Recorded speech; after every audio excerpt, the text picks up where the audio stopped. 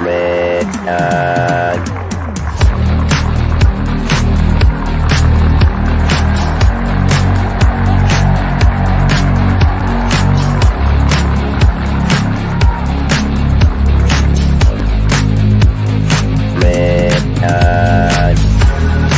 world is very different now.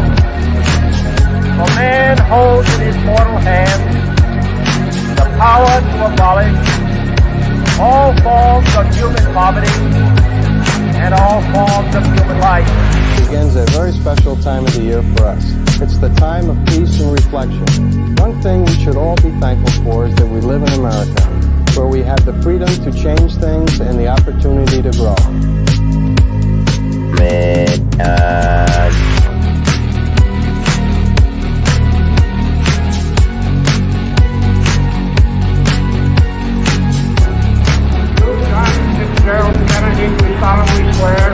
I, John Fitzgerald Kennedy, do solemnly swear That you will faithfully execute the office of President of the United States. that I will faithfully execute the office of President of the United States And will, to the best of your ability, and will, to the best of my ability, preserve, protect, and defend the Constitution of the United States. preserve, protect, and defend the Constitution of the United States. So help you God. So help me God.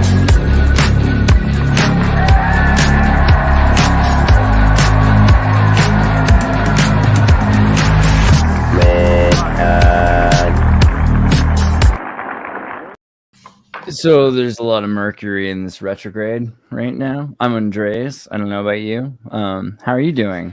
What's up, everybody? I'm not Andreas. This is That's what Brittany. you mean. Hey, Brittany. I don't How's it know. going? I'm This Brittany. is a weird because you're over there. And then David. Good to see you. How you been, David? And then say it again. Is Amelia? Yeah. Well, Wrong. Nahadar on screen, but Nahadar. my name's Oh. Amelia too. Okay, just making sure. Goes by both. Always screw that up. And then Julia. What's up? Aloha. How you been? Hi. Good. Hello. How are you? Well, I How's mean, everyone? Great to be here. it feels like an astrological moment. I don't know. It seems like everything's all haywire. There's a lot of like sun signs and like, what's it called? Corona flares and then car crashes. We had an interview with a guy and he was had to go help his friend who was in a car crash. Another person was in a car crash. Then somebody who was going to be on the show called and sent us the picture of the car crash they were in. I don't know. Felt I kind know. of I just got a new car battery, and then I went like on Tuesday, or like right when it went retrograde, it was like having problems. I'm like Mercury retrograde, like the same day. Like I just got a new car battery too. Like so typical. Oh my Someone God. should have told me that was happening on Tuesday. What was? That everything was going retrograde. If Oh, I would yeah. have known, I would have like understood the I last few did days of my post a life. meme. I think Julia saw it, right? I posted a meme about retrograde. Oh my and gosh, it was amazing. That's why I've called this meeting tonight. Where's Is there that at? anything to the idea if you were born in Mercury retrograde that Yeah, no, you propel forward. I was Timing born like right now? 2 hours before Mercury Screw retrograde, and I all seem to you like do guys. better. Amelia was born during Mercury retrograde. That's why she's asking. See, you know. She's like, I'm fine. I don't know. What I like it. I like it. I think I'm born during a retrograde, but I could be Was wrong. I? I feel like probably not. No, you Judging. seem like you don't Been a love the little retrograde. off the Where's last few the days. let's see photo But I Andreas. think I was Christmas born is during a is Jupiter high. retrograde. I don't know. 1982. Dr. Longo is saying something. There it is. Mercury August. retrograde. When your dialectic fails, sip on that Mercury in retrograde, I think. Got it. So what does it mean? Like we're talking about astrology. What the heck is it? Send us money.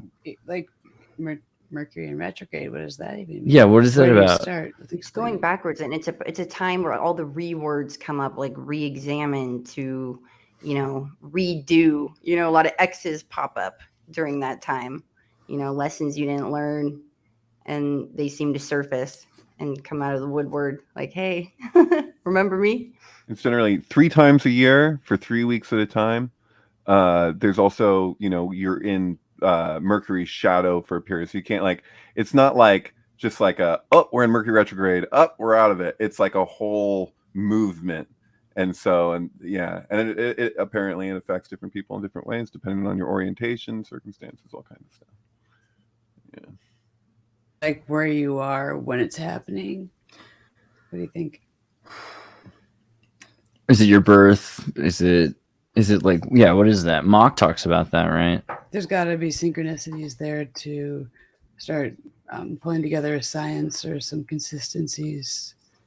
Mock's principle in astrology. You know this? Like the Mock Speed guy, he talked about astrology. They said, what do you know about astrology? Is it real? Is it nonsense? And he's like, well, I don't think people understand how the stars affect us, but the idea that they don't affect us is way weirder. So there probably has to be. I don't know what this seems really synchronistic, but I'm an editor for a book publisher, and I worked on this book this year, which is about exactly that. I'm like, wow, really? Hawking the book. Ding, ding. It's a geologist who's also an astrologer, Bruce Schofield, and it's like one long screed like rant about how all these scientists are so knee-jerk rejecting of astrology, which they don't understand the first thing about. And then this is like a whole book where he explains how stupid they are. Whoa, that's awesome. So you had to edit it, so you kind of know that book inside and out. Yeah. I mean, so what is it? What is it? No, what's the nature of astrology? I can't really speak to the book like I'm an authority, but he's essentially pointing to all these. First of all, the whole history of astronomy and how much we've learned from historical astronomy. For example, everything about tides and everything. It's all astronomy. Astrology. They're the same thing. Totally. If you go back far enough. He talks a lot about magnetism and how a lot of animals have magnets inside them, which I've been thinking a lot about the birds, right? So there's the studies on that and animal magnetism in the 1850s, and then the human clairvoyance, and von Reichenbach. So, and now they're bringing that science back and saying it's effectively behind a lot of bipolar diagnosis, and people aren't aware of how the moon is impacting them. So there's starting to be science brought back into it, which isn't really cool. And I don't know, just if you teach people about that and they're more aware of what's happening to themselves based on the moon cycle. Right. If animals go south for the winter, what happens to you? Not just that. Well, I mean, there's a lot though about like your ingrained natural response to the environmental EMF. True. So I got in my first argument with my ex Amy after like 2 years of not arguing, and we got in a big argument over astrology. And it was the last thing I thought we would have. I was just like, it was like this surprise or whatever that I actually like entertained astrology in a serious way. And she just was like, it's just what the hell. And she kept saying certain what felt like bullet points, like these are like almost like talking points. And I was like, where is this coming from? Like, what have you read? And I finally, after the longest time, she told me that she was really influenced by Carl Sagan. And so particularly one chapter of Carl Sagan in a book where he went off about astrology. And so I said, can I read that chapter and we can reconvene this conversation so I can have a debate with Carl Sagan myself, like before I return to this debate. And basically what I ended up reading was that he was making this distinction between astrology and astronomy. And he was saying if in the old times, he's like, when we were so primitive, we had astrology, and eventually we advanced into astronomy. And so what I took from it, I was like, well, that's very presumptuous. First of all, like to assume what ancient people, and we don't even know like how these people, apparently they're speaking in math. It's crazy. But like to assert that to assume that they were so primitive that when they looked at the stars, like whatever you thought, like the idea of anthropomorphizing, the way that ancient people may have related to anthropomorphizing as compared to like the way that we treat it. When we talk about people in ancient civilizations worshiping gods, like it's also, there's going to be a gulf of distinction, whether you're talking about the Romans, we Greeks. de-anthropomorphize the past. We're like, there's no way these people had families with mortgages. It's like, look at the Freddie Flintstones. I mean, they definitely had And then there was the gravitational point. So he's saying we've tested for gravity. Can we be effective through gravity? And he's like, I'm like, dude, you think that gravity is the only thing that in cause and effect? And who's to say we're even talking about cause and effect when it could be on some level one movement? So just like in nature, you have a larger movement. Like we're all whirling in what we usually relate to as like a giant disc, but it's really more of a sphere, right? So there's like, for every galaxy, there's like a galactic halo, and the stars spread out, and there's more stars supposedly in the turtle, in the outer edges of the sphere than there are in the center, but it's so vast that we can't perceive it that way or whatever. But like, point being is like, that's one large movement, and then all the other movements that are contained within that movement, are they in that same flow, so to speak? So it's like when you're trying to measure and you're saying, does this affect this? Well, you have a lot of assumptions built into that, and you can end up with a syntax error. And I think a lot of the arguments against astrology kind of have a lot of syntax errors embedded in them because there's certain assumptions. It's just like, if you look at something like Religulous or whatever, what is that guy, Bill Moyer, right? It's like Bill Maher, sorry. Yeah.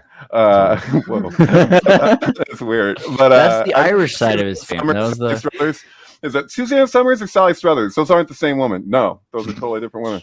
Barbara Walters is dead. Oh, sorry. Yeah. What? Julia. L'chaim. Oh, right. That was us. Like, cheers. I got a milkshake. I already processed it. No, I mean, keep going. I don't know. I'm not gonna tell my story about Barbara Walters. Whatever. Oh my goodness. I don't know. It talks a lot about in the book just electromagnetic stuff happening out there, and how these things reach us, these things affect us, and all the studies. He goes through all the studies. I need to get that book, by the way. Yeah, it's like a book about astrology for scientists and about science for astrologers. It's perfect. Yeah. That's exactly what I've been waiting for. She could. It's possible. Apparently, no. Should I be saying this? What's classified? So like, there's a Hodorowski book that's like set to be edited, and I got like my fingers crossed. I'm like, oh, really? God, you could be editing that Hodorowski book. Yeah. There we go. This is the kind of information that we need to combine. Things are just governed here by things, and I just feel like, if in our families growing up, if they looked at your birth chart and were like, oh, she's got Mercury in Scorpio, like she's not going to really be expressive. What that means? Like, like certain things where it would help us in our relationships. So isn't astrology racism? It's star totally. based. Because you're like, look at that person, Virgo. You know what the Virgos do. It's totally judgmental. Right, but that's a very like mediocre. So many people don't know who they are or what they are, and I think it's a great tool to like have a deeper look at oneself and how you relate to others. And if you don't know where you are and who you're going with, and this will give you more insight, and you could use it as a great tool for that. The truth is, it's true. Perhaps a part of a mental wellness program that could be implanted across an educational curriculum. Disc theory. I'm a health teacher, and so there was no. Man, I mean, what is disc theory other than like merit-based stereotype prejudice? I don't know if you want a better system for this, but you're saying it's a great thing because it's managerial theory. You find the people that work best with each other. This is how you run a company. Save Apple and Google. I mean, that how's that different than a star root chart? But isn't it kind of backwards though, the way that like so often astrology is kind of like an outside in kind of thing? Like I've found, and I don't know, like the way I was instructed to approach astrology was to simply first step, pay attention to the trines, the sextiles, the conjunctions, and the squares as they occur in real time, and just taking note and living your life.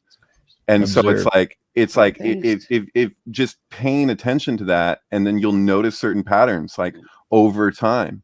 And I think it's like a lot of things. I feel like there's no real substitute for a time trial. And in getting to know, like, especially with what's going on with the moon as it's occurring, like internally, and just taking note because things cycle around. And if you just pay attention to that for a while, when it comes to what we say is like personality types, like, oh, I just have to find that Libra man. There's like these kind of like ways that people often, treat astrology like stereotyping. That's why when you say like astrology is kind of racist, yeah, it generally is in a weird kind of way, because it's like Risa DeAngelis in the Good Times or whatever. It's like there's like a lot, like what I was saying before. It's like there's certain embedded assumptions when people start out. And so it's not just true for people who just speak against astrology. It's also true for like, for treating a categorizing of people by like, especially if it's just like by their sun signs. Like you find out there's something like we're a whole composition. There's so many things at play. And like, it's also looking at your progress chart versus your natal all through time. Right. So, yeah. So it doesn't have to be, it could be something different. It could be that we're looking at the stereotypical conditions that somebody's going to endure. You could say this is a stereotype that lower middle class Americans might have a harder time in life or something like that, or that Right. life might treat African Americans worse, and there might be more prison time. Those kinds of stereotypes talk about conditions in the environment. And it's the same thing perhaps in astrology, where you're saying, well, these are the kinds of choices they're going to have to make, whether or not they're making this or that choice, Slytherin or Gryffindor or whatever. But what age did you all like learn that astrology was important to understanding yourself and others? Was that 16. young? Because Yeah, can I 16. ask? About 16, I'd say the same. I mean, yeah. So- Okay. So basically 33. I heard about it. I heard about it all my life. And as Last a little week. kid, I just I 40. believed it wasn't true from a very early age, because I am born on the cusp of Aquarius to Pisces. So I would read the Aquarius stuff and I'd be like, well, this is off. And then eventually I dated this like Wiccan girl when I was like 15, 16. And she's like, dude, you're a Pisces. And I read it. I was like, no. And I'm like, oh, wait, damn. I've And that met was people annoying. who came here from like a different country and they thought their whole lives like they were a certain sign and they didn't resonate with it. And I've been there where they found out they weren't that sign. They're like, no, we lied because we came here from another country. Yeah, I actually had that happen to me in a different way, where for years I thought that I had a Cancer moon, and I actually have a Taurus moon, and it was just because So the does birth Brittany. time was wrong. So when I first went on a computer and put in my birth time, I didn't have what was actually on my birth certificate, and so that being off changed my moon sign. So what does the moon sign do, and what's the Taurus moon versus And the what what's was the other mine, one? Julia? Julia my knows God. about my stuff. Yeah, he is I'm moon and Taurus. noob. Okay, moon and Noob. Taurus, your emotions are steady, Right now? you're- yeah, well, Today? it's a fixed earth sign, so you're not going to be like all over the place. You're going to be calm. Not that you guys don't get ragey or whatever, but you're purposeful, you're dependable, reliable, and you guys go after what you want, and you usually get it. Like once you decide, I feel like you guys, it takes a while for you guys to decide what you truly want, but you're unstoppable and you're so patient, like, and how that applies to your emotional world, that you have a calming presence, but you hang on to things, it's hard to let things go, Dang. So I grew up with astrology. My mom did my chart, and so I felt like, okay, nature versus nurture. Did I just grow into, because I knew my chart before I was a person, and so then it was like, did I just fuck myself up by like, sorry, am I allowed to say that? By growing into what I was written to be in this chart. And so I've always so a lot of people have that attitude about astrology of like, it's total crap. And of course I believe that that's how I feel because I'm a Capricorn or whatever. I'm not a Capricorn, but it's like a joke. That's a Jim Morrison joke, actually. Okay. I don't know how many people believe in astrology. I'm a Sagittarius, I'm myself, I'm most a Gemini. philosophical.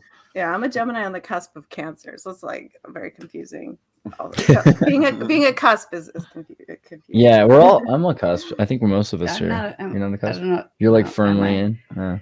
We Three talked- girls, one cusp. Aww. Oh, dear. I've never I'll take actually. it. No. I'll I don't take it. actually It was know what I'm saying. witty. Bounces back. What about That's good. Ophiuchus? Ophiuchus. Ophiuchus. Ophiuchus. Ophiuchus. always If said you didn't get Ophiuchus. banned for the F word, I just did. But what is the name? What is this? It's this 13th We're all moon. screwed. Yeah. Some people refer to it as the 13th sign of the zodiac. The significant thing about Ophiuchus is that it actually lands on the ecliptic. And so the argument Look for at him, what he's, like, makes writing a signs rather than just constellations is if they're on the ecliptic. And so the thing is, though, if you're drawing out a natal chart, like traditionally, like it's hard to get 13 in there. It's much easier to have to use an even number for obvious reasons when you're dealing with a circle. But you know, but I have had my chart done by hand. I just had this conversation with Amelia. This is so funny that we're discussing astrology in the first place because I was just talking about this. But I'll repeat a conversation that I just had earlier. But basically, you know, I was really impacted by a woman in the BOTA. It's the only secret, not so secret society that I've ever belonged to, and it was just like, you know, it was a bit over a year, maybe closer to 2. I can't remember exactly, but there was a woman there. The only people I've ever met that really have proven themselves to really know astrology have all been women. I'm not saying it couldn't happen, but I've never met a man that actually like blew my mind with astrology stuff. But one of them was my friend Dawn, and the other one was this woman who will remain nameless from the BOTA.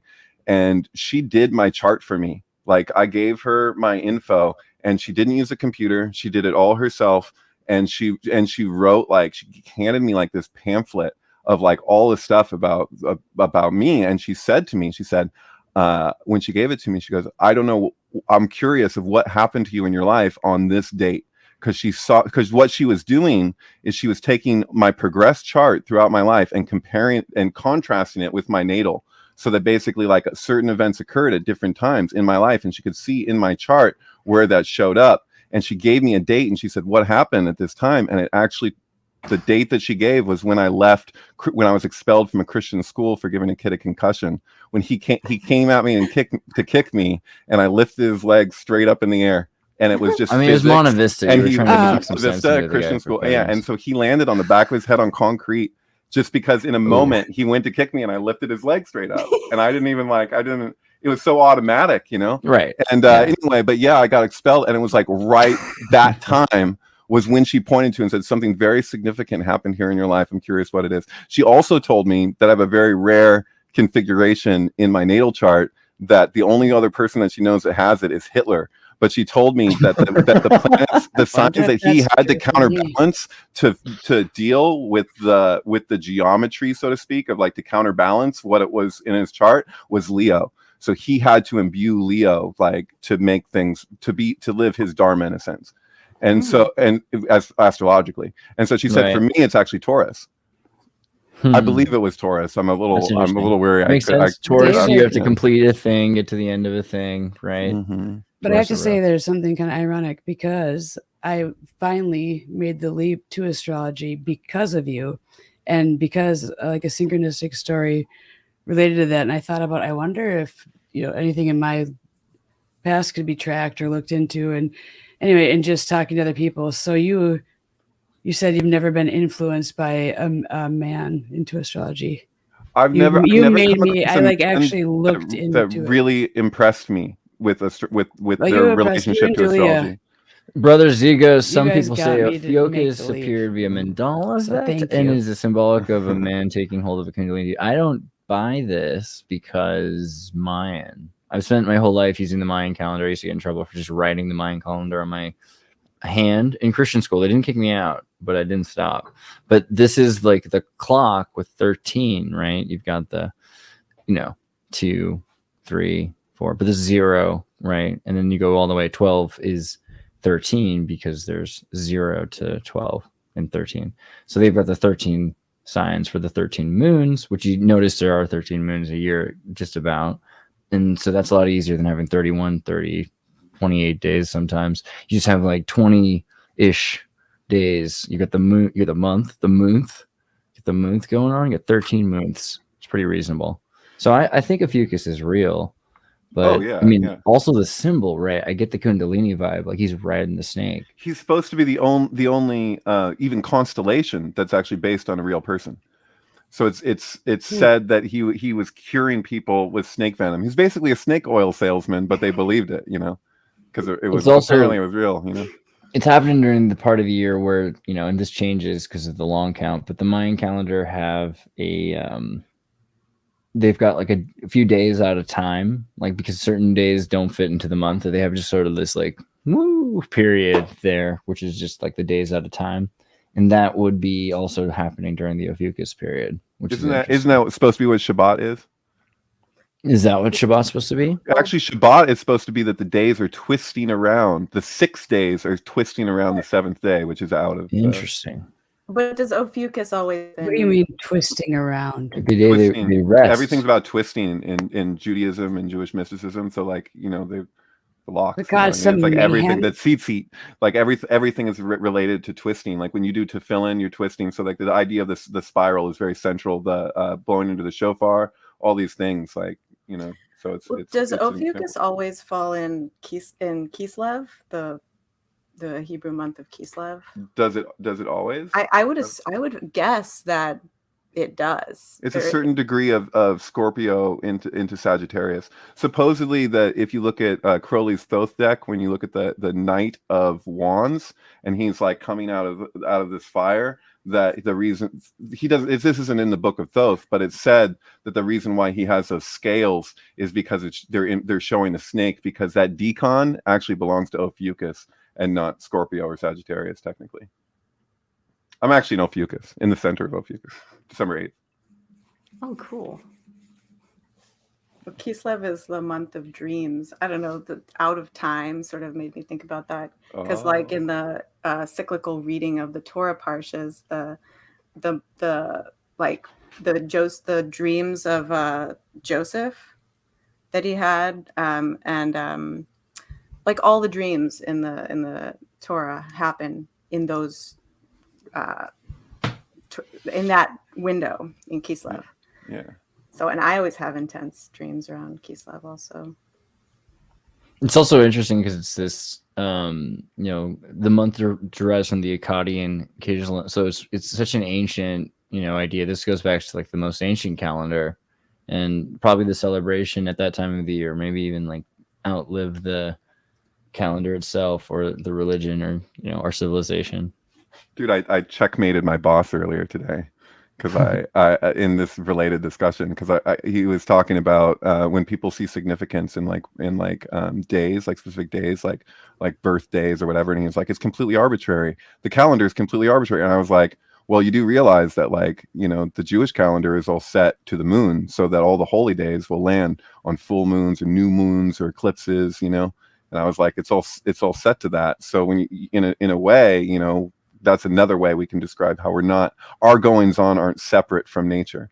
So everything around us can be represented and understood through numbers. You graph the numbers of any system, patterns emerge, like it said in pi.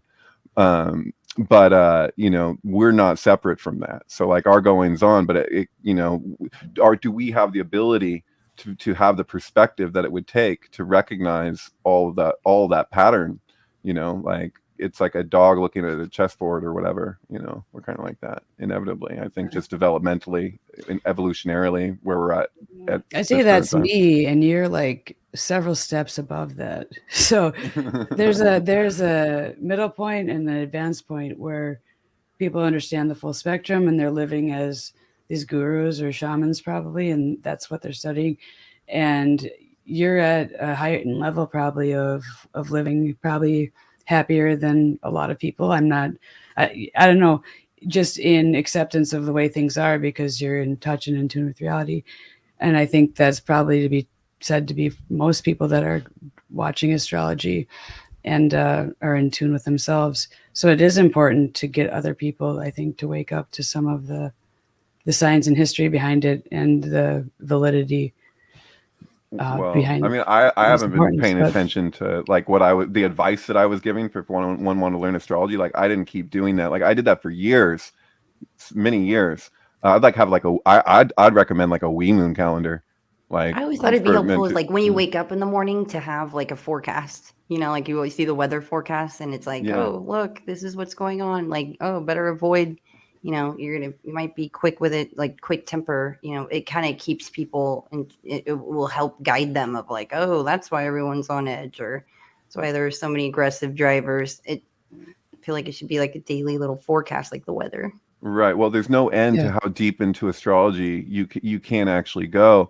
And my experience was just one of like immersion of attention for a sustained period had its effects, but that didn't just be like, that didn't become like a permanent thing. Like that was just how to explain it. Like, so like for a long period, I just paid attention to what was happening astrologically, like deeply, like, you know, taking note of everything that was occurring for over a long period. And I didn't do any substances or any, like I was all like raw foodist at the time and whatever. I had several years of that. And then one night at a festival, I dropped acid. I dropped like a lot of acid, and I hadn't had LSD in years or any psychedelic. And I went around that party, and I would look at people. I was talking to somebody's talking, and I could see their sign in their face. Like I could see like the figure, and it was like it was I would say 8 out of 10. So I would say it out, like I would just tell somebody, I'd be like, "You are such a Pisces." And they'd be like, "How'd you know that?" And it was like, I was getting the mostly on point. And I feel like the only reason why that was happening like that was just from all the repeated attention and practice. But that's not something that I was able to like sustain in my life. Like, but will be times where somebody's talking. It happened at a party once where this girl, she says, "Yeah, doctor," I'd never met her before. It was just, I was sitting there and she was talking really loudly. And I just said, "Oh my God, you're such a Pisces." And she wouldn't leave me alone for a while after that, wanting to know how I knew she was a Pisces. And I was just like, "You're just exuding it, you know?" And she's like, "What does that mean?" And I'm like, "It's hard to explain." And that's the funny thing about astrology is that we have certain ways that we put things, but language is different from person to person. So when you're describing a characteristic or whatever, I mean, there's certain stereotypes that are like consistent. Like, how do you get a Leo to pay attention to you? You wear a mirror. You know, like I love that joke because it tends to be true, and it's not. I don't see that as an insult. I see that as just like, because you know, what is the mission of a Leo? It doesn't stop there. It's like part of it. So it's just like what they say with Scorpio, that there's the 3 stages. There's like the Scorpion, which is super low to the earth. That a Scorpion cornered can actually kill itself. It'll stab itself with its own tail. And then there's like, you know, the eagle or the bird of prey, basically, that is witness consciousness, like it's soaring above, but it can attack, but it doesn't have to. And then there's the dove, you know, and the dove is just a witness consciousness, complete. It's a symbol of peace, you know. So it's like that's old alchemical explanation of Scorpio in stages. So it's an alchemical movement. So it's not like, so when you're approaching a sign and you just say, "This is what this sign is," it's like, you're actually saying that earlier, Julia, that, you know, what I'm speaking to, that, you know, you say this, this will happen. You're this, that you can be this, and then that things can continue to develop in other ways. I don't remember exactly how you phrased it, but you did speak to that you're not stuck with something, you know. In other words, when you say this is your sign, therefore, you know, this is, you know, what you know, what it can be or whatever. Yeah, that's interesting. A weird story. I went to Brandy Melville. I've never shopped there in my life, and I went there, and there's this girl, and there's a line, and there's this girl in front of me. This is like a month ago, and she has this quote tattooed on the back of her neck, and it was something about light. And I asked her, like, "Hey, excuse me, can I take a picture of the do you mind if I take a picture of the tattoo on your neck?" And she's like, "Yeah." So I take the picture, and she goes, "I met you in Laguna Beach." And I was like, "Really?" And she's like, "Yeah, I met you. Do you remember me?" And I said, "No, I didn't remember her." She goes, "Yeah, you said you guessed if I was, you said that I was a Libra Sun, Venus Scorpio." And I'm like, And she's like, "I am." She's like, "I'm a Libra Sun, Venus, and Scorpio." And she's like, "You know, thanks. It really got me to like look in my chart, because the fact that you didn't know me and you came up to me and you said this, and it turned out to be right." But I think when you're in the zone and you're just in that magical frequency and you just feel it and know it. But what I notice is like when people say like, do me, like guess me, what am I? Then it like shuts it off, where I'm like, what? No. Do me. I'm just kidding. I know your chart, Brittany. I know. Is it on from what you know of me? Oh Like, yeah, definitely. And I love okay. like Brittany has Venus in Yeah. Cancer, and that's one of my like favorite placements. You know, Mhm. they're so nurturing. They're like the ultimate companions. You know, Oof. they're so loving and Doomed. nurturing. Hmm? I'm doomed. Doomed. Venus in I'm Oh, doomed to be Cancer. nurturing and loving. I'm just kidding. There's an album. That's I'm gonna have good. to listen to the. Ooh, It does I should explain get it. that vinyl. Whoa. Right. That's Nice. the imagery. I That's mean, hey, it was a better time in 1969. I'm not that Venus in Yeah, they- Cancer. Venus in must- Cancer. Venus is in Cancer are quite sensitive when it comes to dealing with love and relationships. lovely. Ooh. like just they're the ultimate nurturers and the wonderful parents. Oh my God, the world Aw. would be a better place if everyone's mom Well, and dad who had Venus think- in Cancer. Oh my gosh. Christmas might be a little out of control. Did you guys know what I was referencing? It's a Anybody when weakness. I said I just have to find that Libra man? No. That's Grey Gardens. You ever seen Grey Gardens? About the who was it? It was Jackie Onassis's like family members that were like in the living in that kind of rundown mansion with giant holes in it that the raccoons were coming in through and stuff. Oh, I haven't seen this. So they're into astrology, one of them in particular, and so she's like reading this book. I think in my head it's like the book was written by somebody named Zohar or something, but there's like it's like some the stars like consult the stars kind of book, and she's like, I just have to find this Libra man, and she's very enthusiastic about it. It's pretty funny. But yeah, these women actually influenced fashion and when this came out in the 60s, like people started wearing towels on their heads with little like granny buttons keeping them together and stuff. Adorable. Oh my God. Can I ask, since we have the computer guru here as well, in like the 90s, late 90s, they had those computer data match, just like your name and birthday. And it would put like all the kids in your high school, the top 5 relationships for you. I'm wondering if they used birthday, which was related to astrological chart and lineup for those. So that's a question. I think a lot of That's the only thing they could think of that they would have used now. People's last names where they sit in school, people they run into, right? I think this is another thing. People reading the same astrologers' recommendations, a city that's running off one newspaper's astrologer, so they're all making the same decisions. This could be the other side. What if I spent so long thinking I was an Aquarius that now I have Aquarius tendencies because I like lived my life in that ritual. But that reminds me of the fact that the archetypes are designed upon a previous night sky, right? Like we've shifted, and so the only answer that I've heard to answer that question of why does astrology work when the sky has moved or we've moved or whatever, the only answer I've really heard that kind of resonates is that because all of humanity believed in it, they just it got set in stone.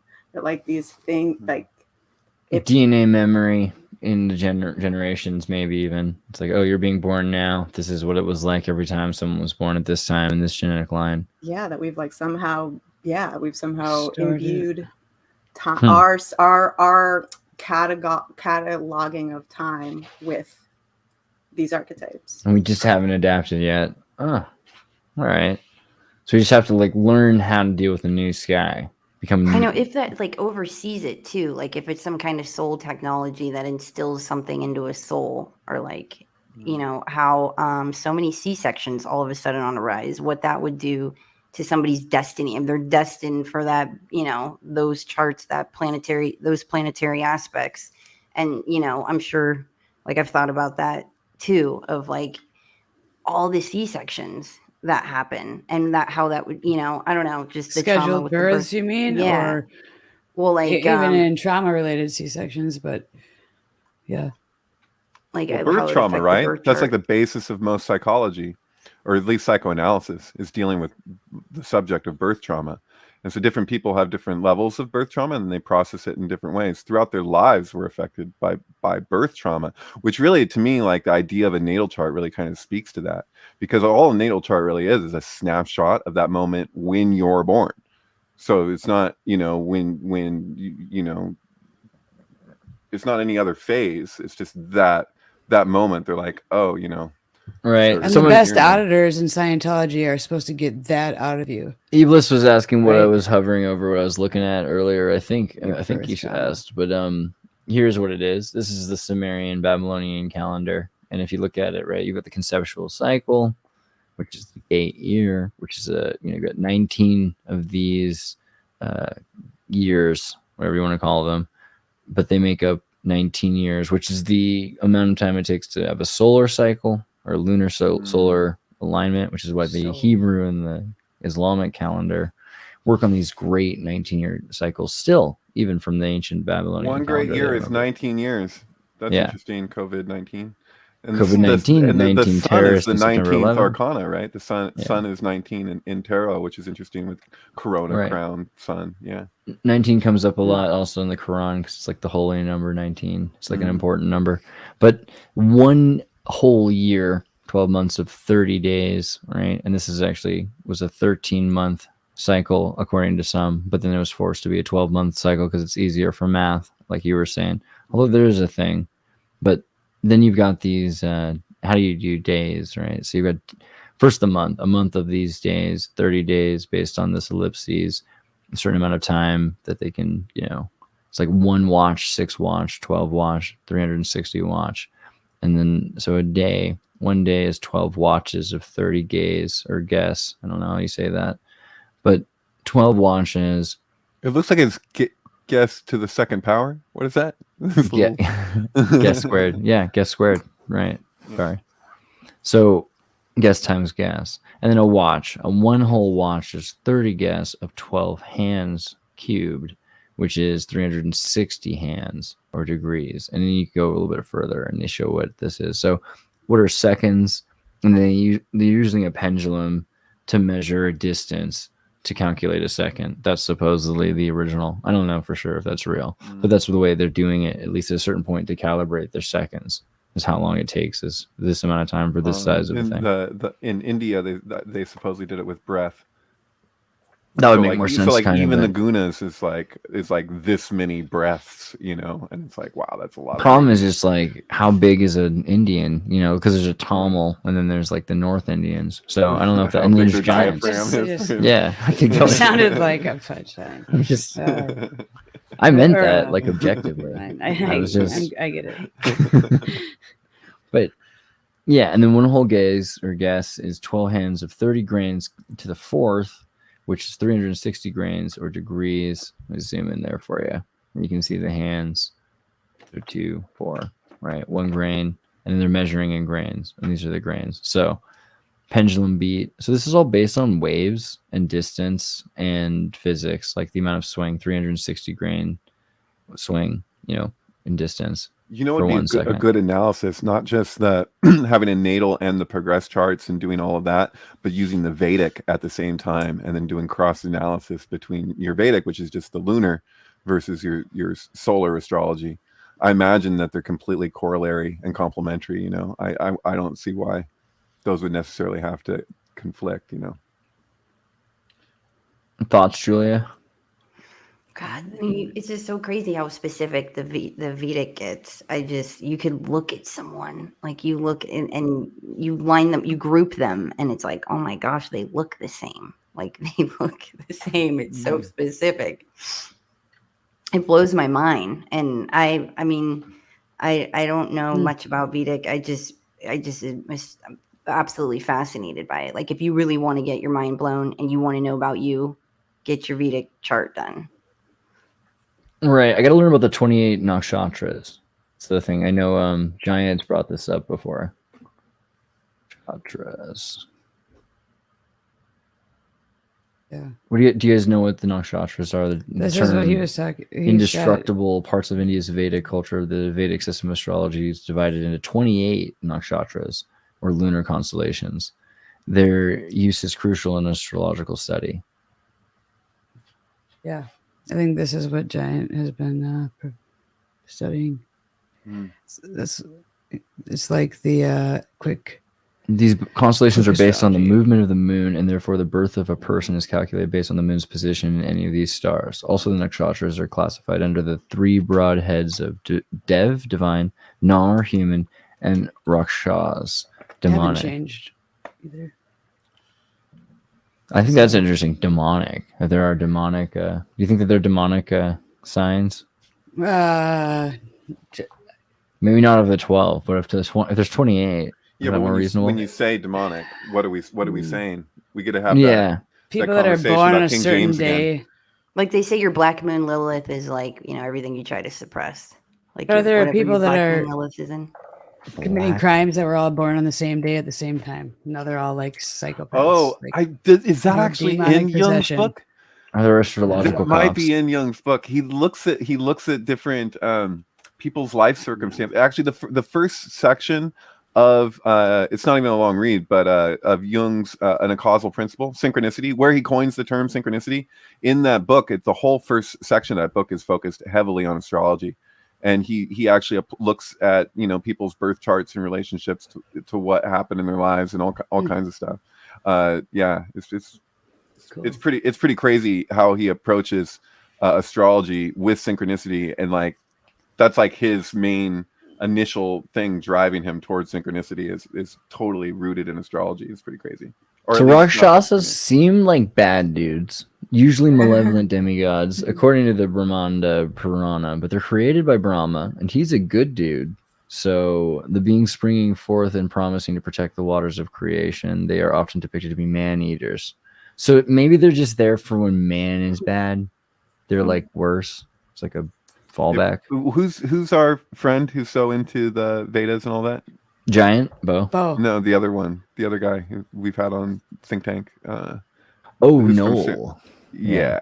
No. Yeah, if he was on here right now, he could, if he wanted, keep us talking about that for the next like 40 minutes. It's Just true. those- I'm gonna get in with Sabri pretty soon. We're gonna get to Tamil, because the other thing I'm interested in is Tamil astrology, because that's different than Vedic, although they do have connections. But the Tamil, I don't know if I can even do this. Just gonna Are get the a tarot picture. decks based on different types of what then? Is it different astrologies that some of the decks are based on? Like Oh, the what's that? Vedic Oh, deck tarot? and Oh, whatnot? tarot Yeah. has Or what? there's a standard. So if you're talking about like what's utilized by the Golden Dawn and the OTO and all the European occultists, all the way from Marseille Tarot, they treat it that there's the deacons of astrology play out through all the cards, but specifically the royal cards. So you can go through, and it's what's crazy is that it doesn't actually do it in a totally like linear way, like one would expect. Like as you're moving through the suits, you'd think that they'd somehow be in order, like the order you would assume, but they have their own design, and they meet in a crazy way. So it's really bizarre, actually. So like, for example, one that I trip out on is the Prince of Cups. The Prince of Cups actually meets the King of Wands, and in the deacons connect. So you go from one to the other, and I speculate that that's the reason why in LA Woman, why because Jim Morrison was super into tarot and also into astrology, which, you know, he's written about. But when he says, "Why did you throw the Jack of Hearts away?"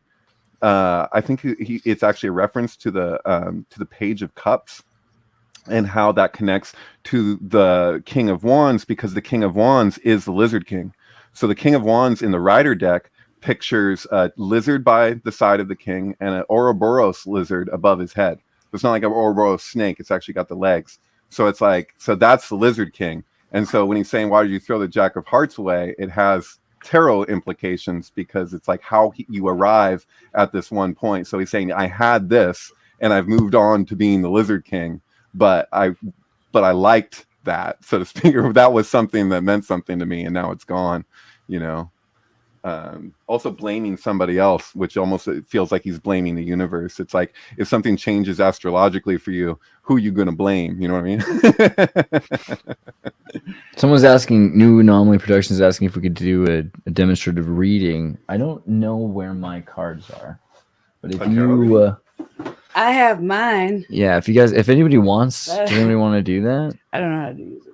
I did it wrong. I was gonna get Jim 3 King times. I thought I Cade. was like doing these incredible readings, and I was reading the instructions.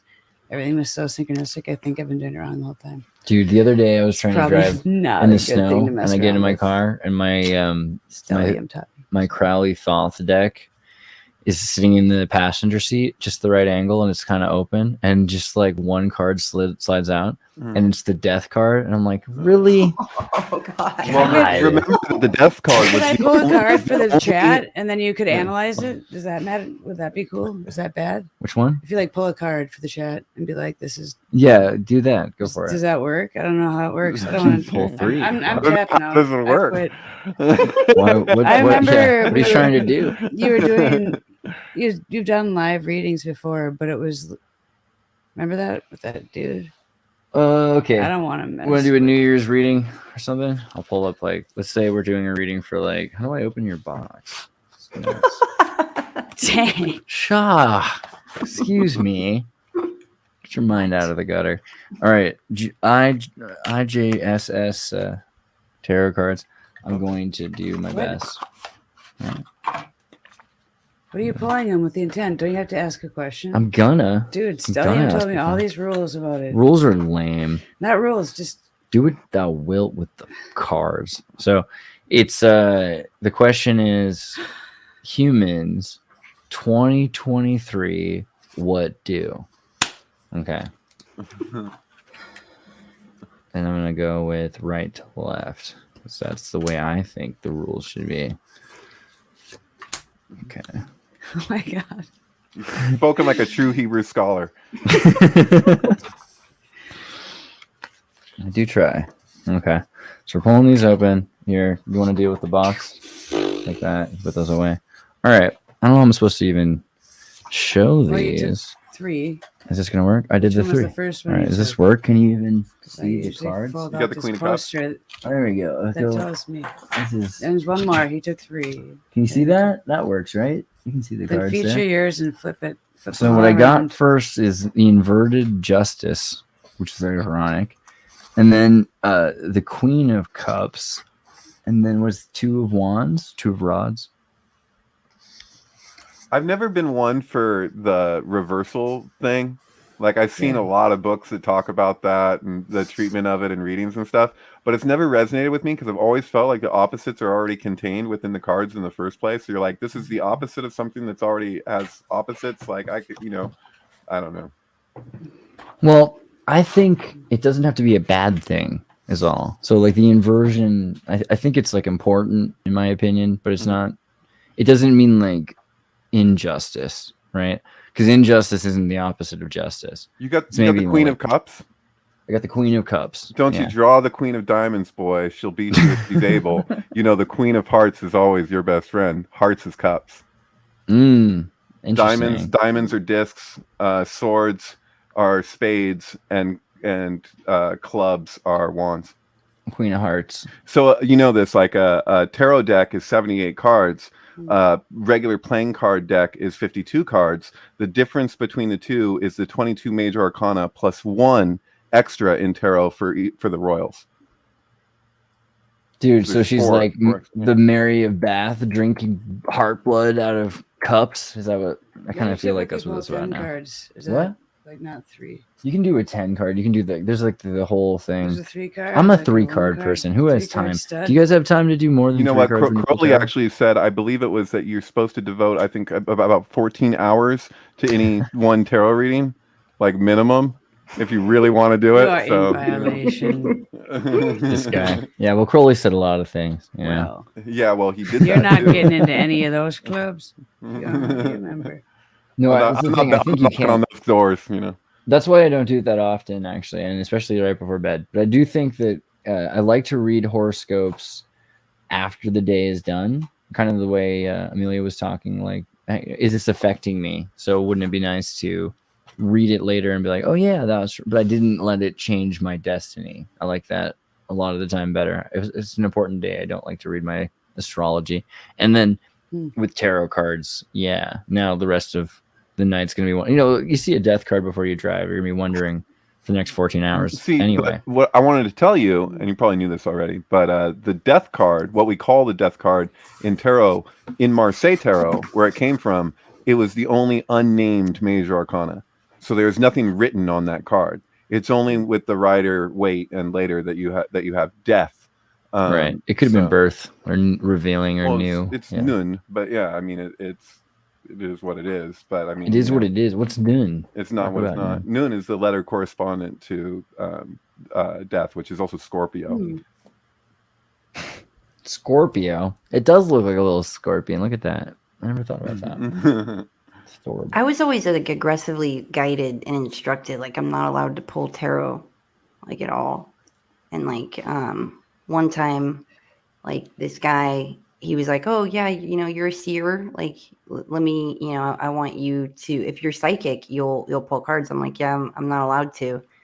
And I pulled cards for him, and because he was like trying to act like I wasn't able to do it, and he was like antagonizing me, and so I pulled him. And then as I was doing, he's like, "You know what? Just do your thing. Like, do what you normally do." And there were sunglasses there, and like I moved it and made like light go on it, and I went, you know, and did my thing. And then it showed me like all kinds of things. Like it showed me like a 97, 90, a 96, 97 or 98 Volkswagen Jetta that was vibrating, and like and all this other stuff. And then it turned, and then like really intimate stuff. And basically he's like, "Well, my cousin passed away. He had a 97 Jetta and he had a system in it, and he would listen to West Coast rap. And I used to idolize him and want to be like him. And I would visit him in France every summer. And he passed away, but like, and it showed me all this other stuff. So wow, it was just interesting that like, you know, I don't know if I was instructed not to, because they didn't want me to rely heavily on like the cards, and you like you're a seer, you see, like you got to focus on that, like keep doing that. But it was like profound, you know. My favorite commercial of all time is a Jetta commercial. Really? And it's where the person's driving along, and it's like everything is in sync with the music. So it's like the windshield wipers, somebody tosses some trash, it's like everything. And then at the end of the commercial, it says, "Sometimes everything just comes together." And it was like, it was Volkswagen Jetta. And I was that's like, an Uber nice. sync. I like it. Yeah, I mean, you have to be careful though. I mean, you look at this stuff and it's true. It's nice that the Crowley death card doesn't mean that, but at the end of the day, the other stuff doesn't mean what we think either. So the death card becomes the death card because of the Saudi Star issue. So like all of the way that he's named his cards are dependent upon his particular treatment of those arcana as they. So basically, he's Jimmy rigged another name. So there's the name itself, which is the original alphabet as we know alphabet. Like there's pictographs, there's hieroglyphs, there's all that. But when you have the introduction of the Hebrew alphabet, you have like, you know, it's yes, it has these roots.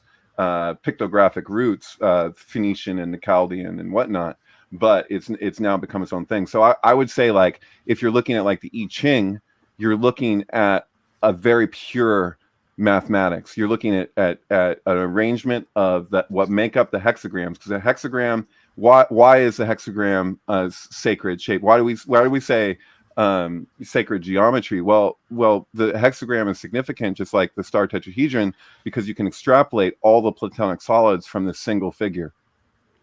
And so what the I Ching actually shows you with its 64 hexagrams is every possible arrangement of actually, you know, so it takes 6 straight lines and 6 broken lines to form a star tetrahedron in space. So the hexagrams are really 6 straight lines and 6 broken lines squeezed into a single 6 figure.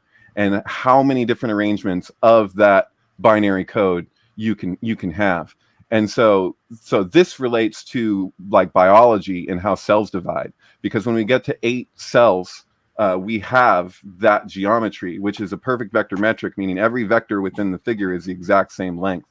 And so when you're looking at tarot, then according to the European mystery schools, you can say what you want to, you know, what the traditionalists might say from different schools is one thing. But generally speaking, for the mystery schools, they treat it that the tarot is cognate with tetragrammaton and the Kabbalistic tree of life. And so the Kabbalistic tree of life is a geometry that's literally the same thing that we see with the I Ching, but the I Ching is the treatment of a sphere. Is if you're applying pressure to a sphere from all sides, if you introduce distortion into any point, how is that sphere going to compensate with its vectors to meet that distortion? And so with tarot, they take it to another level, because you're doing the same thing, but it's actually relating to language, because this is now alphabet. And so the alphabet is numerical. The numbers are letters, like they're no different. And so Sephirot, what make up the Kabbalistic tree, are actually translates as numeration. So it's literally how things come into form, but how to create through your speech. That's abracadabra, right? That's Hebrew. That means to create as you speak.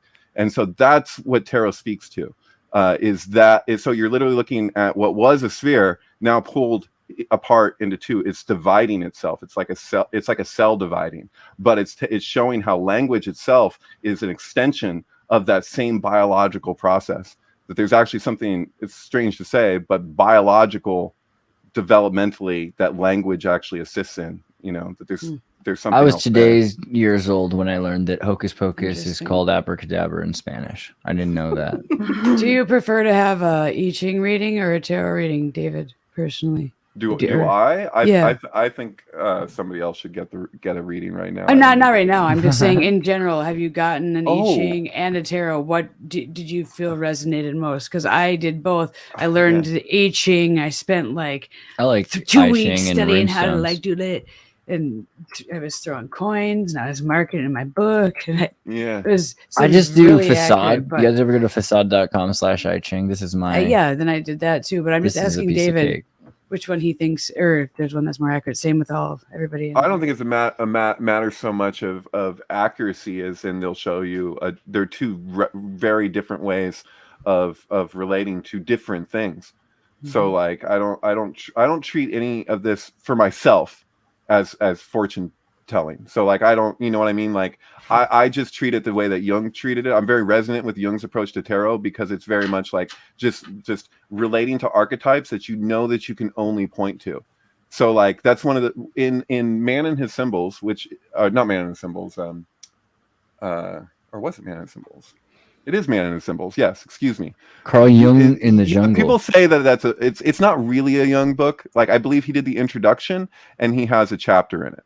But his chapter in Man and His Symbols actually speaks to one of his biggest frustrations with even some of his closest students after years, was that distinction with the archetypes, that archetypes are not like the subconscious is subconscious. Like they'll say sometimes like make the unconscious conscious, but they don't. But when it comes to the subconscious, they're like, that's its nature. So in other words, like when you're having a dream, it's much different than when you're analyzing the dream, right? So like in the moment that you analyze it, you're making a representation of it, and that representation is never the thing. So like the archetypes remain elusive in that way, and you can never actually pinpoint them, and they're not anything like stable. Like they're not there's something that's actually more like fluid and elastic, and you can't like pin them down because they're actually alive. And so like that's the thing. And so like when we talk about like our shadow or our unconscious, it's like that remains unconscious. Like you can communicate what's happening with your shadow and represent that, but the description isn't the described. And so in that way, Jung also kind of is very resonant with Krishnamurti, you know, because both of them would acknowledge that. They'll talk, except the difference is that Jung will go on for days talking about the symbolism and all this stuff, whereas Krishnamurti like didn't even want to bother with it, you know. Interesting. Philosophy of the Upanishads correspond to psychology that long ago recognized the relativity of the gods.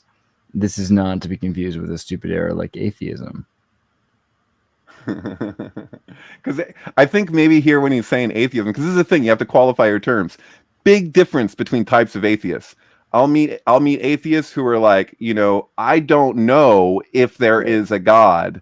And then you'll have atheists who are like, there is no God, and they feel really strongly about it. Isn't that just somebody who doesn't know what they're talking about? So like an atheist is somebody like Spinoza who believes that there's not a Dios, like not an anthropomorphic personification of I like to say single parent who writes books, God, right? Right, but Whereas, that's what Jews technically believe as well. right. That's the thing. Spinoza was in Holland. There's a lot of Arabs and Jews, and they talked about this mosaic arabesque that was this celestial bureaucracy that man's in the image of, not that God's in the image of man, which is You ever seen that early Ryan Gosling film called The Believer?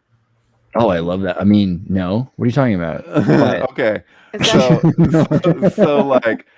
the thing is yeah. Where he finds out he actually is the son of Ken. No, Barbie, Klaus Barbie. He's a Disney kid too. Do you guys know about Klaus Barbie? That was a bad. Yeah. There was a Barbie, and his name was Klaus Barbie, and he was a Nazi. All right. Anyway, back to the Believer. So he says something in this movie where he's Jewish, but he's playing the role of hanging out with these white supremacist Nazis, and he doesn't like that he's Jewish because he's kind of kicked out of the group. It's kind of a play on Hitler because Hitler's mother wasn't Jewish, his father was. Right. And so there's this whole resentment that this character has. But at one point he's like, they catch him because he's talking stuff about their religion. He's like, you got to know your enemy. You can't just fight your enemy. You have to know your enemy. He's like, I really know my enemy. And so, but he says at one point, he goes, their God is nothing. Do you know that they worship nothing? It's not a Ryan Gosling. And so what it is that when Moses goes to look at God, his eyes are covered and all he can see is God's back parts because you can't look on the face of Hashem. It's just not possible. Why is that? Because I am that I am has sent me. You know what I mean? Like, it's like, that's the thing. It's like, you can't see yourself. You know what I mean? You can see everything but that. Like, the senses are all directed outwards. You can direct your senses inward. That's meditation. That's the real religion. But it's just, it's funny the way he says that because like, there's truth to it. Like, that is it. Because they say no image, no representation. What do we see? What are churches? Even synagogues, excuse me. I think that was one of Jesus's criticisms, which is so funny that then we would have church as we have it following that, where it's like his advice is not to make any graven image, just like the Old Testament. Yet, what do we do but put images everywhere? That's also what's interesting about the movie The Believer, right? Because he ends up trying to build. Basically, isn't it like his family died in a pogrom or something like his dad? I don't know. Like, now he goes into a church that's about to be destroyed. Spoiler alert!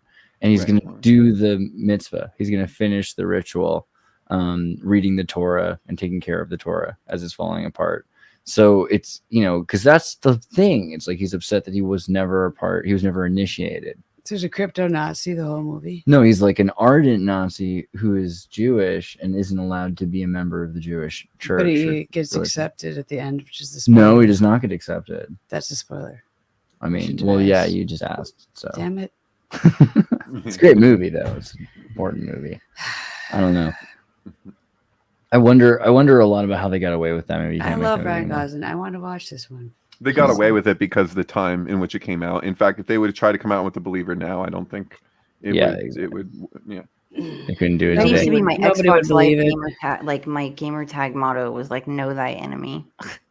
I mean, the atheist is different than the agnostic. The agnostic is just like doesn't have the knowledge. Gnostic, right? So, ag. So I don't know. I think that we think about like Spinoza. Spinoza said, "Hey, I'm an atheist because I believe that there's something else than a deity. It's something beyond that, or more than that, or different than that." And I think that's fair. I think that's what atheism should be. If I met a real atheist, the thing though, because like I'll listen to like Ricky Gervais podcasts for like and it's so long-winded, and he'll be having this kind of debate because he considers himself an atheist, and it kind of drives me nuts that they don't ever really seem to really qualify what do we mean when we say this. And like, I mean, I think that's what I was kind of saying about the Bill Maher Religulous, which I saw that when it came out, I guess. I don't know, but it's just you're not qualifying your terms. You're just, and it's the same thing with freaking who's that famous atheist who wrote the book The God Deception or whatever. I actually read the guy, shouldn't remember what his freaking name was. Not Dawkins. Yeah, Dawkins. Oh god. Yeah. Sorry. So like, yeah, but like Dawkins, he would call himself in like a staunch atheist or whatever. But it's like, dude, like he doesn't even bother to qualify. And the book that I had to look, because I used to have this gay housemate who was like really against the church. That's the only reason why not just saying he's gay just because he's gay. No, this is context. He was really he had a problem with the church, and we would get in these debates on God. And then it was, I'm basically telling the same story as with Amy with the Carl Sagan thing, because I was like, what are you reading? Like, and he's like into Dawkins, and always talking about Dawkins stuff. So I was like, dude, loan me a book. Let me look at it. I read the freaking book, God Deception or whatever. Is like 2009. And I was like, dude, I'm reading this book. This guy I'm going chapters and chapters and chapters. I'm like, he still hasn't even fucking qualified his terms of what he's saying when he talks about God. And I'm like, yeah, you can't define God. I appreciate that. But if you're going to attack the very notion of a God, then tell me what that notion that you're attacking is. It was like through the whole thing, it was just assumed. I'm like, do you believe in energy? Where can we start to determine what you do believe? You know what I mean? Like, you ever see that movie 12 Monkeys with Bruce Willis, right? You know what I'm talking about? Yeah, all I so see like, are at the dead beginning people. of the movie is these nightmares. He's like, I've had these recurring nightmares my whole life. And it started when I was a kid. I saw this airport, and this guy dies in the airport, and I just can't stop thinking about it. And then eventually he becomes the guy in the airport. Right. That is Charles Dawkins. But this Whatever, is the like same... 10, 20, 40-year-old movie. Spoiler alert, like Jesus is crucified in the Bible. Movies of Spoiler all time alert, that you're Jesus like, comes back in the Bible. This is Spoiler the alert, same just quality that, like, this rejection, the outright, you know, like that. Look at his face. Like, he's so sure of He himself. became the vicar of the church. That tie He is was like- everything. But that's the same Ooh. thing as the rejection of astrology, because cool tie. it's not coming from an informed place. And honestly, that tie makes up for a lot. It's a pretty good tie. yeah. Yeah, but he sucks. It's true. I don't know. I like the South does Park. he South Park's say? on the South Park Dawkins thing was exactly like what you I'm thinking it as I'm talking about it. And it's like every time I talk about him, I have to visualize him having sex with Mr. Garrison, and it's just really weird. Thank God they did that. Actually, what's funny is like I watched the DVD when that came out, and they had the director's commentary, and they said literally almost verbatim the same thing you said. Like, we were reading his book because someone sent it to us because we were like, who is this Dawkins guy? We're interested in atheism because we're doing this. And then he was just for 9 chapters, just nonsense. I was like, get him. Yeah. Amazing. Yeah, thank you. No, I haven't seen that. I'd like to see anything from those guys like that. I like their like 10 days to air, 7 days to air, or whatever that was. That was great. You have a documentary. Are you talking about Trey Parker? Man. Oh, yeah. I do have the metaphysical South Park. That's true. You've seen that, right? He's got a cut of the document or the independent film they did when he broke up with his girlfriend. When Trey Parker broke up with his girlfriend, he made a mockumentary. Yeah, the third, which reminded me of that movie we watched. What was it with? The David recommended from Think Tank with the guy that he's mentally retarded and he gets the upgrades. You mean the Lawnmower Man? Yes. You guys seen Lawnmower Man? The Lawnmower Man reminded me of the Trey Parker character from the independent film. All right, tell us about Lawnmower Man from your perspective. What is Lawnmower Man, Brittany? Me? Yeah, you're the one who saw it. You're talking about it. Spoiler alert, it's about a Lawnmower Man. I think you get away with making it today. Was this actually a Stephen King thing? I think you guys talked about it in Think Tank, and I was like, I've never seen Lawnmower Man. I thought it was a horror movie. And Andreas is like, not exactly. And then I was like, yeah, that's a horror movie.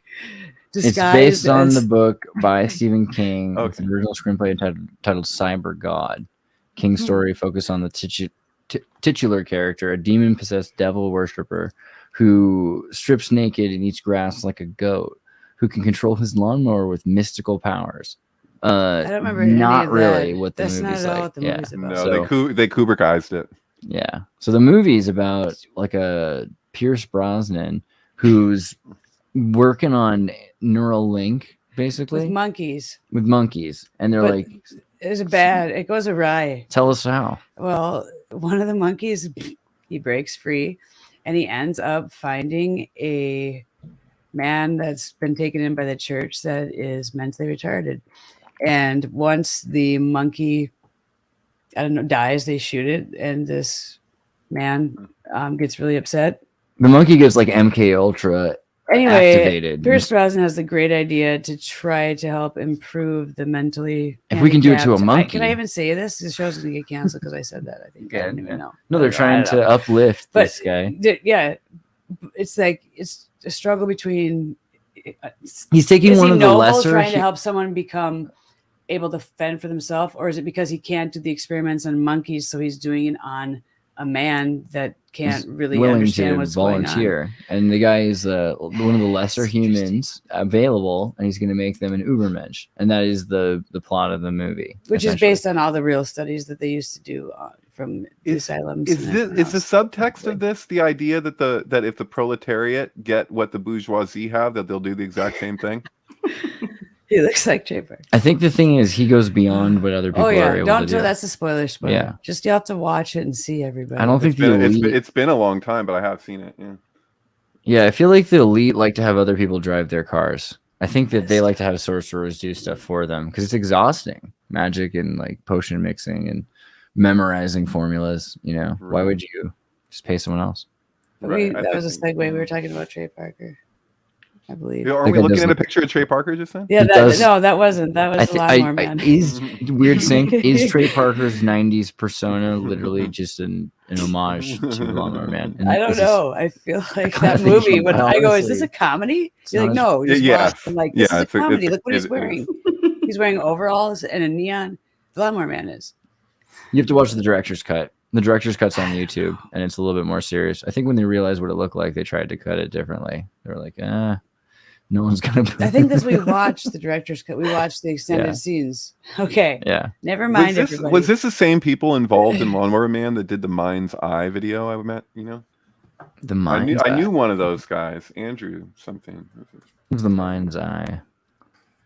Seen that? Is it like a horror film? No. Oh, the Mind's Eye from the 90s. It was like it was like the big selling for like computer generated imagery. I mean, this was like when this came out, I mean, it was kind of a big deal or whatever. I haven't watched this. I feel like I missed it. That's really sad. This is going to be something I'm going to spend a lot of time on projected while playing synthesizers. Is this like a reference to the Terracotta Soldiers? What are they doing here? You know what I mean? What are they doing?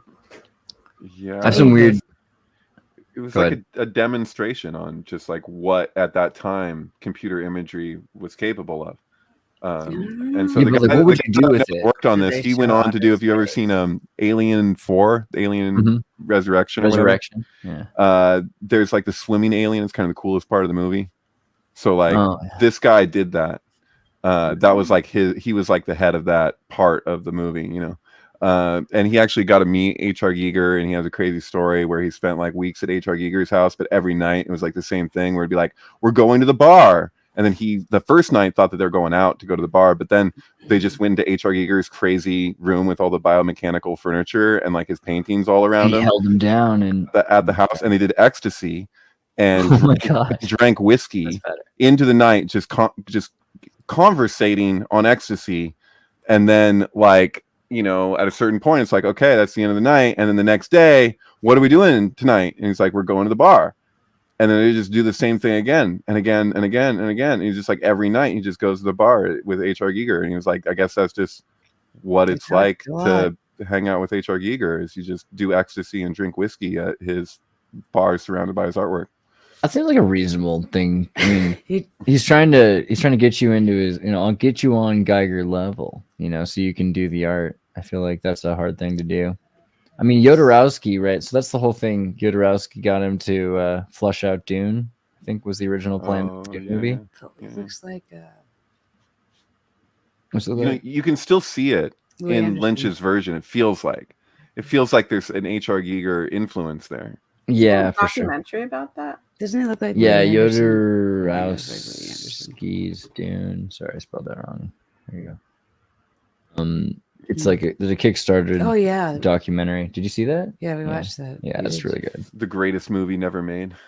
Yeah, I mean, so that's a question. What's, this is Prince versus Michael Jackson here. What's the greatest? Jodorowsky's Dune versus Death of Superman with Nicolas Cage, which was going to be nuts. You know about this? They were going to do a movie out of the Doomsday Superman. Yeah, it was going to be, and there's a documentary on it. So Kevin What? Smith was going to write it, and because at the time they weren't sure about, it, and they're like, this guy could be serious. You know, it's the '90s. He might be like a serious guy. He knows about comic books. He wrote that thing where they like jerk off about comic books or something in Mallrats. So they gave him the job. He wrote the script. The producer was, what's his name? You know, like Jerry Seinfeld. Tim Burton and Tim Burton's buddy, the guy who was like the hairdresser for Barbara Streisand. And, you know, Oh, so he goes to his house and Kevin Smith's supposed to tell him the plan. And the hairdresser's like lying on the couch and he makes a little movie screen with his hands. He's like, tell me, go. And then Kevin Smith's supposed to tell him the story. And as he starts to tell him, he's like, no. It's like, what? It's like, well, there's some ground rules here if we're going to make a Superman movie. First off, no cape. What? No cape. It's faggy. I don't like it. Like, really? Like, yeah. No, we're not going to do it. It's like, but Superman? No cape. My movie. Okay. And then the second thing is he doesn't fly. I don't want to see him fly. Can he have like a vehicle? Maybe he can have like a plane. I don't want to see him flying around. He can be super strong. He can jump.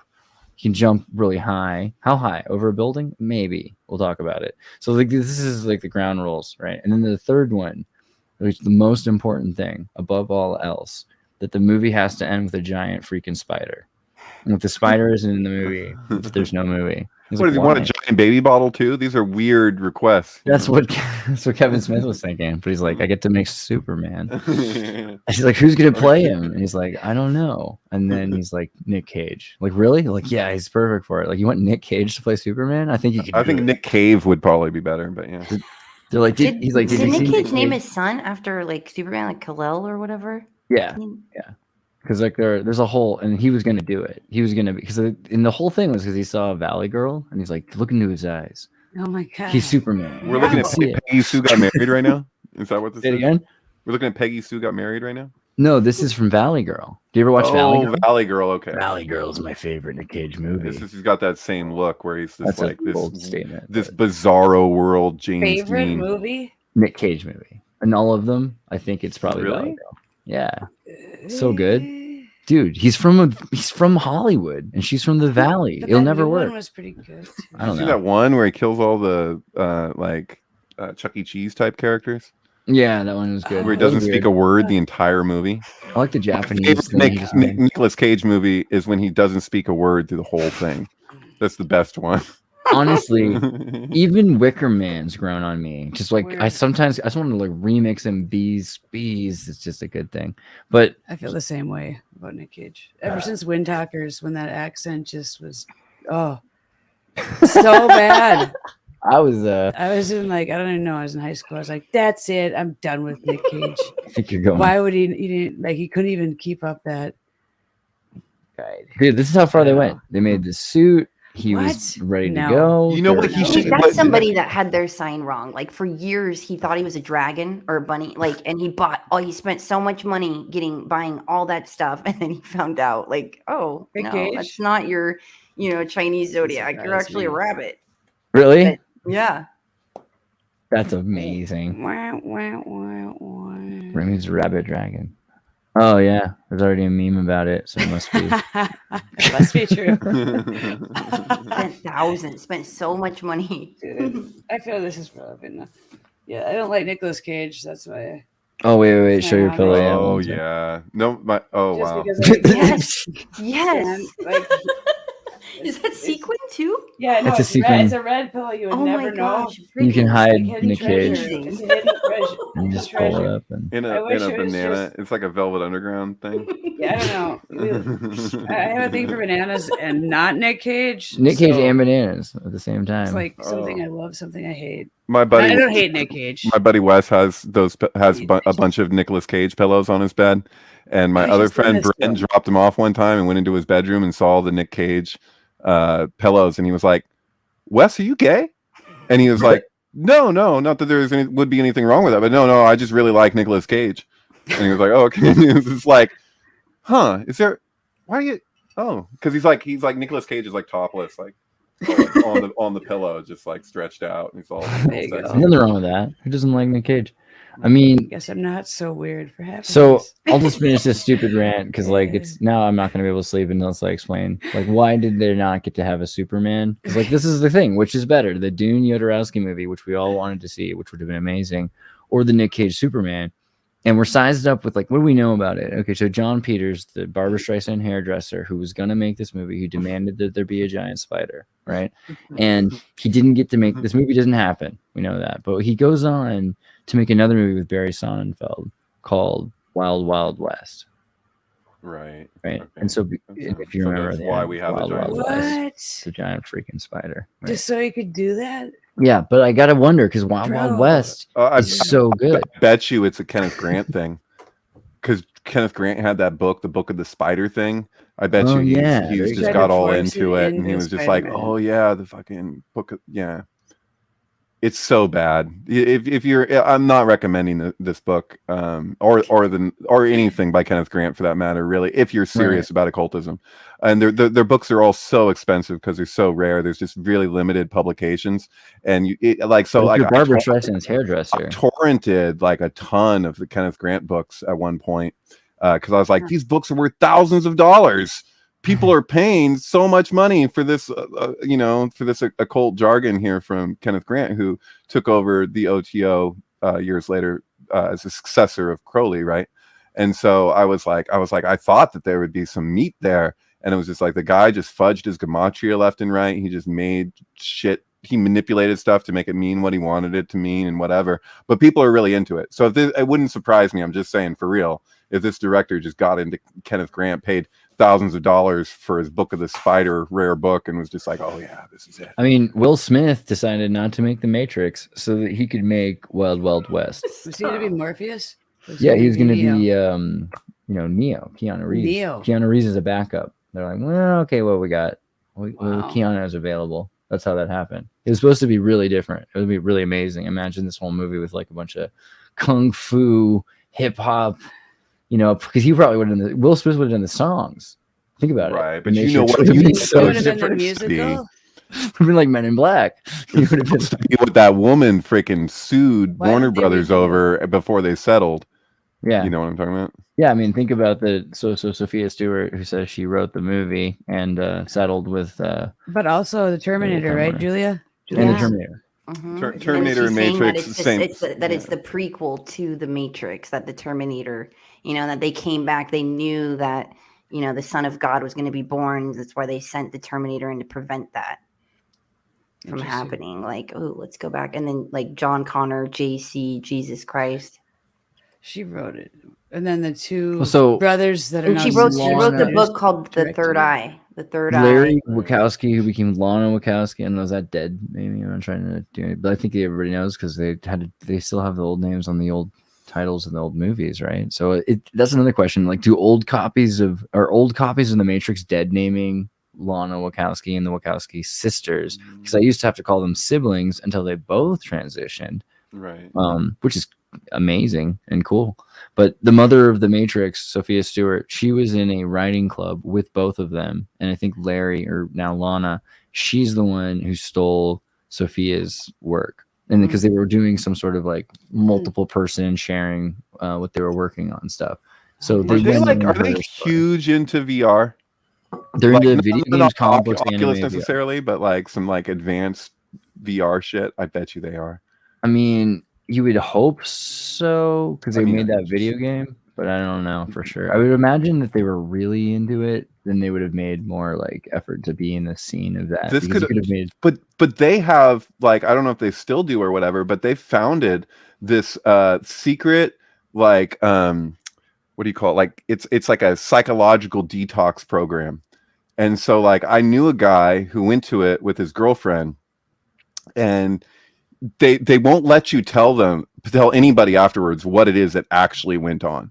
Like, you're not allowed to talk about the actual process that takes place because it's part of it working, is that you keep it to yourself. But they have water containers all along these halls, like, so like you get a little paper cup and like a fucking water jug, and their slogan is that there's nothing in the water. And so if you go to this facility and you're staying there for an extended period, you're going to be drinking the water. And so it's like this whole thing of like, they're like, there's nothing in the water. There's nothing in the water. And so anyway, my friend claims that he had a major breakthrough with them. This was in early 2000s. And his girlfriend Cinnamon actually ended up leaving him for a girl, and it just like devastated him, and his ego was just fucking rocked. So I always kind of felt like, oh, he went to this facility to have some healing, and then he tried to, you know, it's like when people go to yoga centers to try and escape it all, and then they end up being like more dramatic than anybody in the regular world, you know. It kind of felt like maybe it was one of those things, like he thought he was gonna, you know, get to the other side of something, just ended up, I don't know.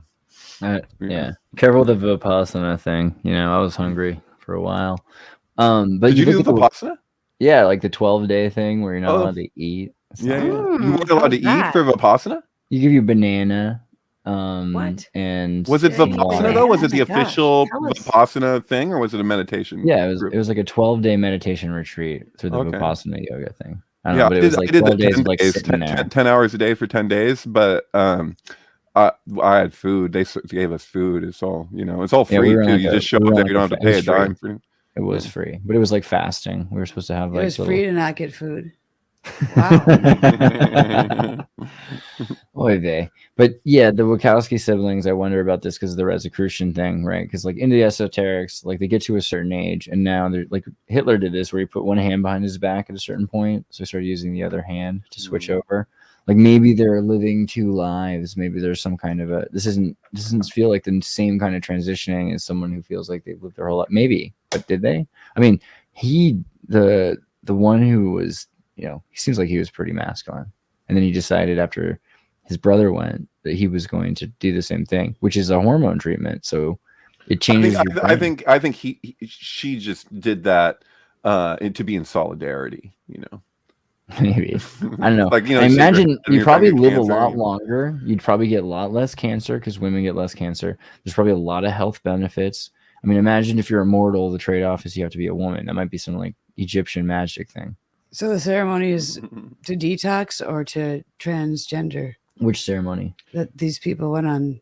Which ceremony? The psychological detox. Oh, what I was talking about, that has nothing to do with the this is early 2000s too. So they hadn't transitioned for until years later. And this just came basically what my friend Yoshi told me was that you know, that this was an organization that was founded by the Wachowskis, if I'm pronouncing that right. Is it Wachowski? What do we got? I don't know, but Vipassana was not founded by the Wachowskis. Bro. Absolutely not. But Vipassana does not have a long lineage. That's like two people. It's funny, after you do Vipassana, they show you the great line of how many, you know, this is the real teaching of the Buddha, but it goes back 2 generations, if that. So. Really? Okay. No, I feel gypped. That's great. Oh, whatever. Glad I understand the ceremony. What's that other one that's really weird that Thomas was talking about? The prison, like Ekankar. Ekankar. Have you heard of this guy or whatever, this group? Ekankar. Sounds familiar. They're like a religious movement, and apparently they get into the prison systems a lot, and they try to get people to become members of in the prison. Yeah, so does Vipassana too, in Mississippi even. This is the Temple of Ek in Chanhassen, Minnesota. Oh, interesting. To go visit. It's a weird step pyramid. Weird. But they're into astrology as well. They was founded by this dude named Paul Twitchell. Let me see if I can find his picture. And he would he stole a bunch of like Eastern religious stuff and converted it and created this like Euro Ekankar thing. But supposedly it's like a Freemason adjacent group that tries to clean up people, like to get people that are they could be rehabilitated, you know, in the prison system, and then try to get them onto some kind of path that they can use them for, you know, benefit. I don't know. Some of these cults that are interested also in astrology, like the Baha'i or religion. We were just talking about Baha'i. Yeah. They have their own calendar, and they have an astrology for that as well. Yeah, what was the thing? Do you remember what that was, Amelia? We were talking about Baha'i recently? Baha'i. We were joking about the Baha'i, but yeah, no, what was I don't remember why. Okay. Could have been astrology for why that came up exactly. No, I don't think it was astrology. It's something to do with their particular belief system, and something that I'd retain. I stayed with some people who were of the Baha'i faith that had like a wall of books of Baha'i. Speaking of which, I think that was something too with Rudolf Steiner. So I stayed with these grandmothers in the desert that were all students of Rudolf Steiner. And when did this come up? This came up recently because, you know, if you look up his what books he's written, it online, it's like pretty limited. But I saw in person like a wall of books by Rudolf Steiner. And so from what I gather, it's that those are for you know, his students or whatever. Like, this is not widely published material, but I was just amazed at how prolific Rudolf Steiner was. And I would tell people that I was like, Rudolf Steiner's crazy prolific. And then I go to look him up and I'm like, wait a minute here. There's not that many books. Where are they? Oh, they're just not listed, you know. In 1917, Rudolf Steiner foresaw a vaccine that would drive all inclination towards spirituality out of people. He has his speeches are out. Oh, Amelia, you're breaking up. Can you repeat that? Oh, yeah. His speeches. Rudolf Steiner's. I don't know. Rudolf Steiner's speeches. Yeah, he has speeches on his archives too. So it's not just books, but all of his speeches, lectures. Yeah. Yeah. Right. Plus, Jeremy Irons is like probably his clone, I think. I hope.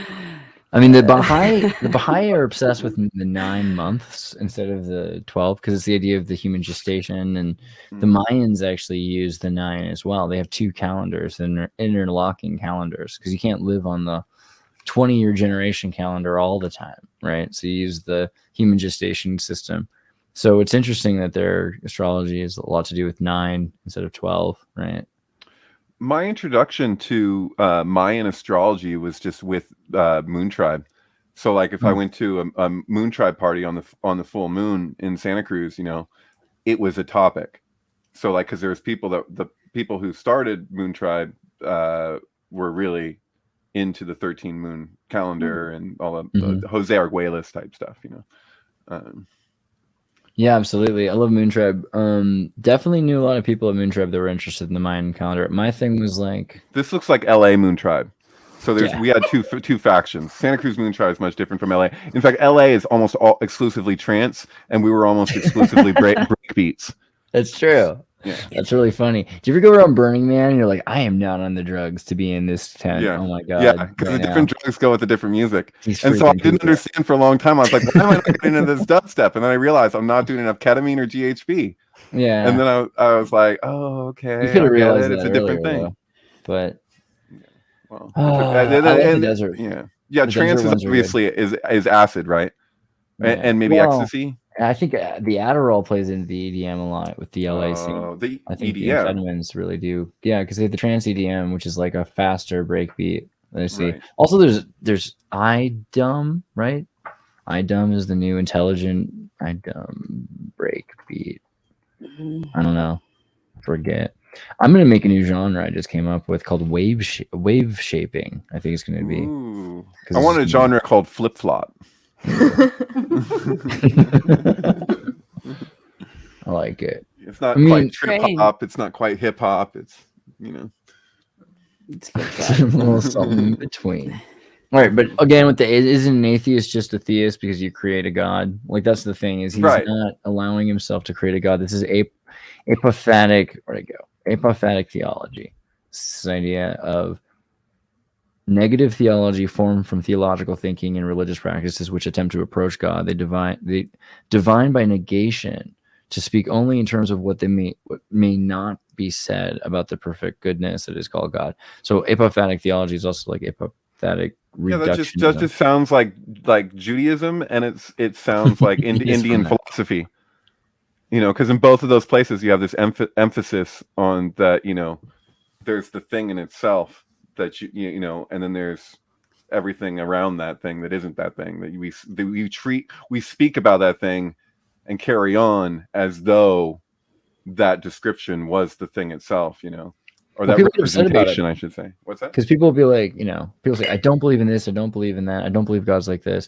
And then someone will say, well, what do you believe? But a lot of it should come back to your restraints on what you believe, but your restraints on your belief, not on God itself, because you're talking about something that's beyond restraint, which is the universe or beyond the universe, space, time, and everything in between. And you're just saying, well, I'm going to create these psychological limits for myself on what I'm going to describe. I mean, that is also what astrology is. That's what everything seems to come back to is, our ideas of psychological borders. Yeah. Well, isn't astrology just kind of like charting territory in a nominal existence? Nominal in the sense that it doesn't stand out as the phenomenal world. I think that was a term that Blavatsky liked to use, is nominal. I always like that, because it's like it's an acknowledgement that doesn't stop at what we relate to as physical form, that deeper in the emanation, that there's still an order there, Have you guys heard of the Mars effect? Mars effect. It's a study. It's a result of a study. The Gokilins.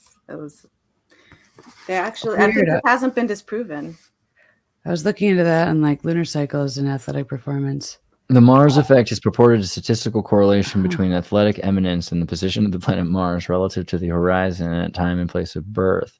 This controversial finding was first reported by the French psychologist and neo-astrologer Michel Gauquelin in his book L'influence des astres, The Influence of the Stars. Gauquelin suggests that a statistically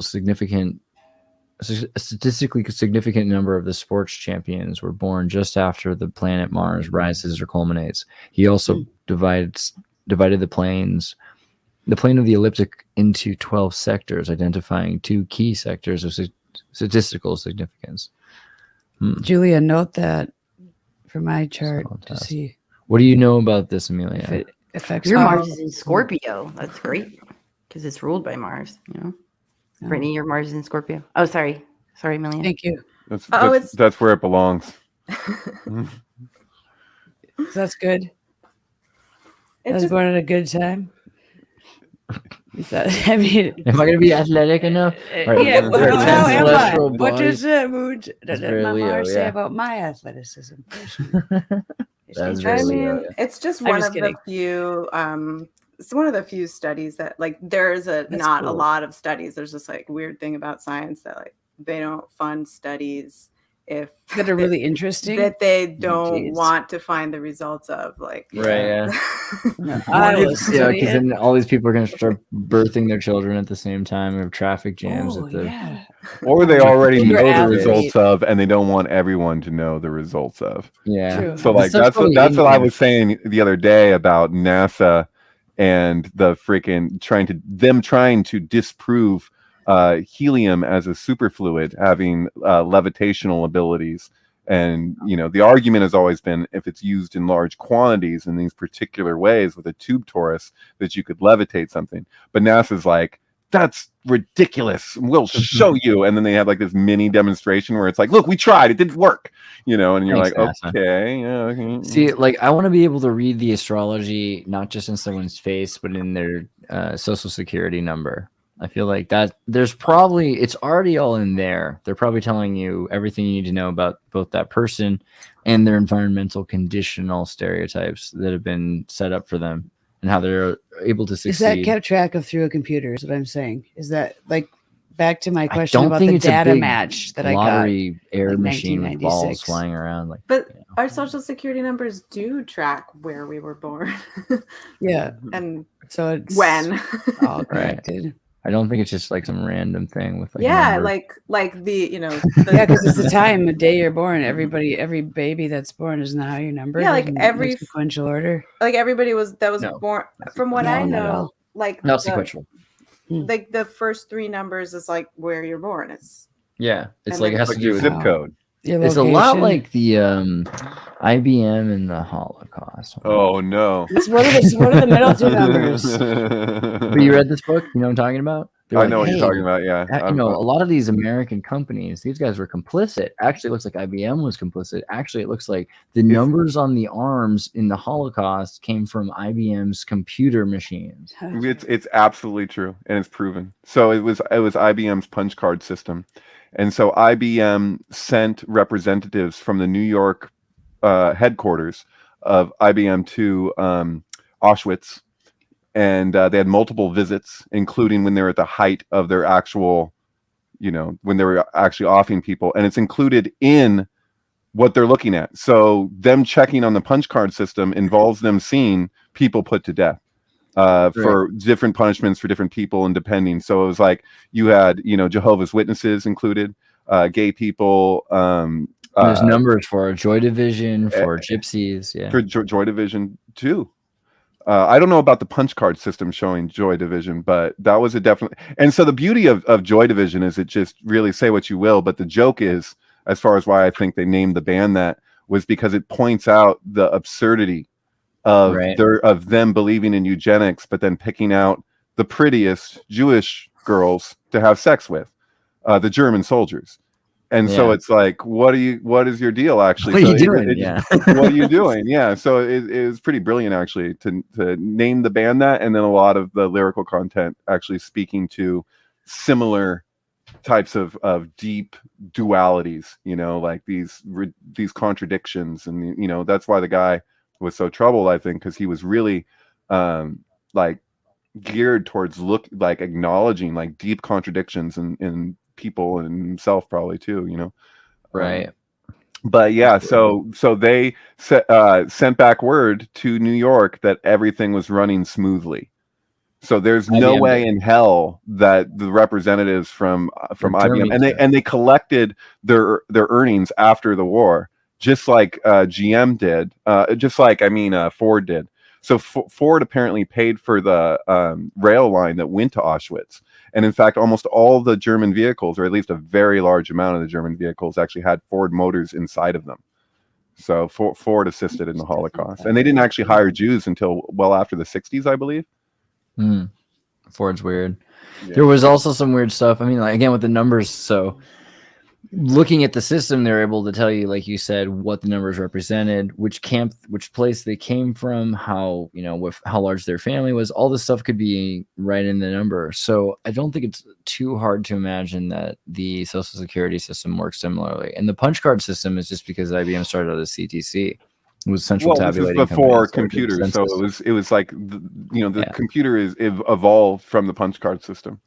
Right. Yeah, the IBM census machines were used by every country, to be fair to IBM. And so if you look at Canada, Soviet Union, United States, even before IBM, the parent company, the alphabet of IBM, that was CTC, Central Tabulating Company, they did the cash registers in the Old West that replaced the abacus for a lot of people.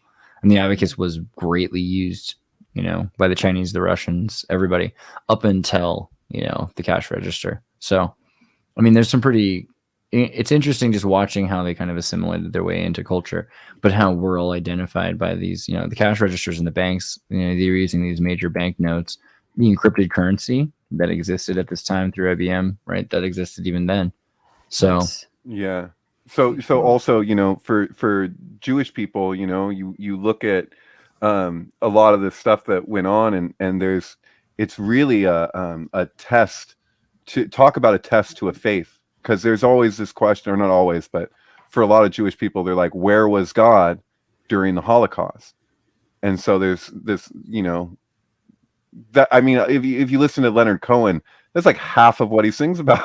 If you took the whole of his catalog and just went through it, it's like speaking to that principle, at least, you know. Yeah, my parents are atheist, and my mom's Jewish and my dad's Puerto Rican. My mom's whole thing was, yeah, I don't think being Jewish is really such a, you know, it's not so good for us. It hasn't seemed to work out so well. So they just wanted to be Americans. And my dad was abused in a Catholic military boarding school. Wow. So when I actually talked about it with him, you know, they were really into, you know, raising us atheist. But when I'd ask him, what do you really think? He wasn't. He was mad. Yeah, I mean, you look at the natives. The Canadian natives comes up a lot, and the forcible conversion. And so that's the question. Also, it's like, you don't want to be yourself because you're gonna get in trouble for being yourself. But if you become the thing they want you to become, you're literally genocided. You're killing your ancestors, but also, they stare like the Canadian natives. What's it called? Residential schools. They were sterilizing kids, and they're just bones buried, cutting off their hair, letting the turtle shells fall to the ground. So, I mean, I feel like this. I think about this when we think about oh yeah, our parents and our grandparents had changed their names to become American, to assimilate, to keep their heads low. It's my mom doesn't know her actual last name because her father changed his last name after he had a ticket showing that he was going to New Zealand, and he didn't have a ticket showing he was coming back because he was a stowaway on a ship. And he got caught on the ship, and they beat the shit out of him to the point where he almost died. And he changed his name afterwards because it was a very Jewish last name. And so I don't know what that last name is, and neither does my mom. And so, yeah, on one hand, you're be yourself, but on the other hand, remember what happens to people that are themselves. So, sometimes, I get it, where you want to be discreet or try to not be flashy with data or wisdom or anything that your people have, because people get mean about it. Well, as they were beating him, they were saying extremely anti-Semitic things to him, and so that was the fear. Was he's like, I don't know what the future is going to be for my family being Jewish. Yeah, they didn't know.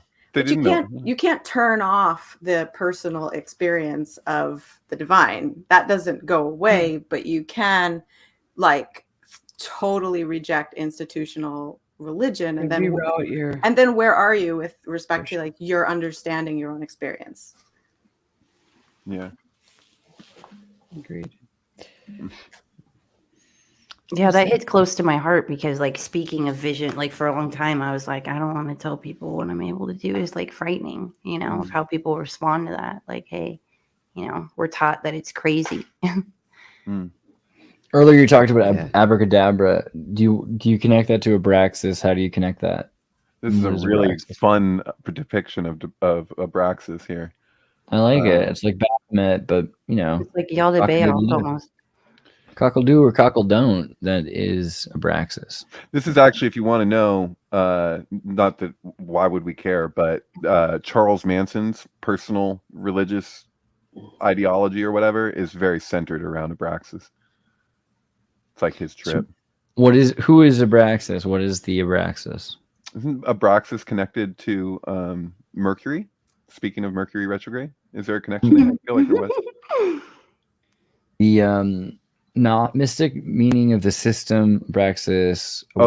Mystic meaning in the system of Gnostic Basileus, the great Archon, the princeps of 365 spheres. You saw a messenger of Mercury somewhere? I feel like there was a connection of Abraxas and Mercury, and I feel like I got it from Manly P. Hall, but it's a vague connection. Whatever. I don't think it's that relevant. But yeah, all that Gnosticism is so it gets so complex, the whole cosmology and stuff. It's just I've always found it kind of intimidating, to delve into Gnosticism. It's probably becoming more popular now, I would say. But yeah, you don't get killed for it anymore, I guess.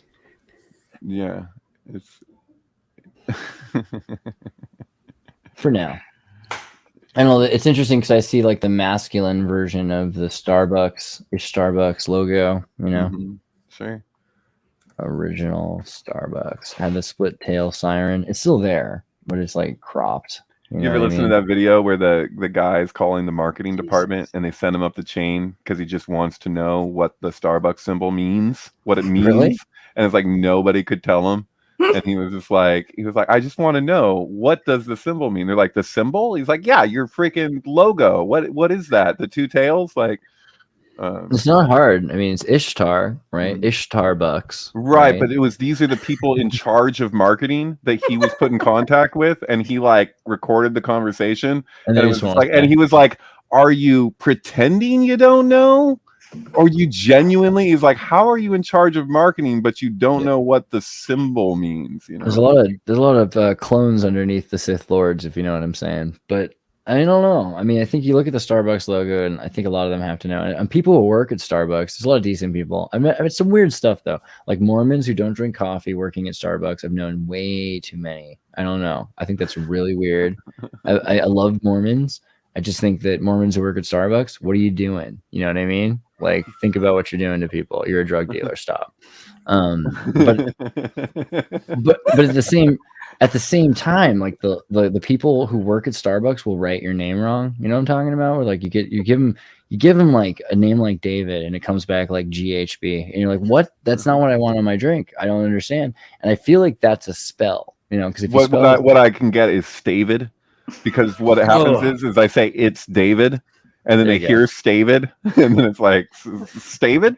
So you're just trying to make excuses. You're like, these poor people who are just trying to work at this store so they can buy their methadone, and like, I get what you're saying, but they're on so much coffee and Adderall that it's David. It's like, but you don't want to correct them. Spritney. They never spell my name right, and so I get it. Have you ever gotten a cup of Starbucks spelled right? No, never. My name's spelled so different. It's intentional. It's like Brittany. They can't do it wrong. They can't do it wrong. They're doing what they're trying to do right. They're trying to spell names wrong on purpose. And you accept that when you get that cup and they're like, "Is that you?" You're like, "Yeah, that's me," but it's not you, right? It's like that is. I never got that upset or emotional. But think about it, because according to the Uniform Commercial Code, right? The Uniform Commercial Code says that if you accept the benefits of a contract and you accept the obligations of the contract, that's like what a contract is. So what you just did was you accepted. It's kind of like when you get a credit card and it has all the letters in capital letters, so you know how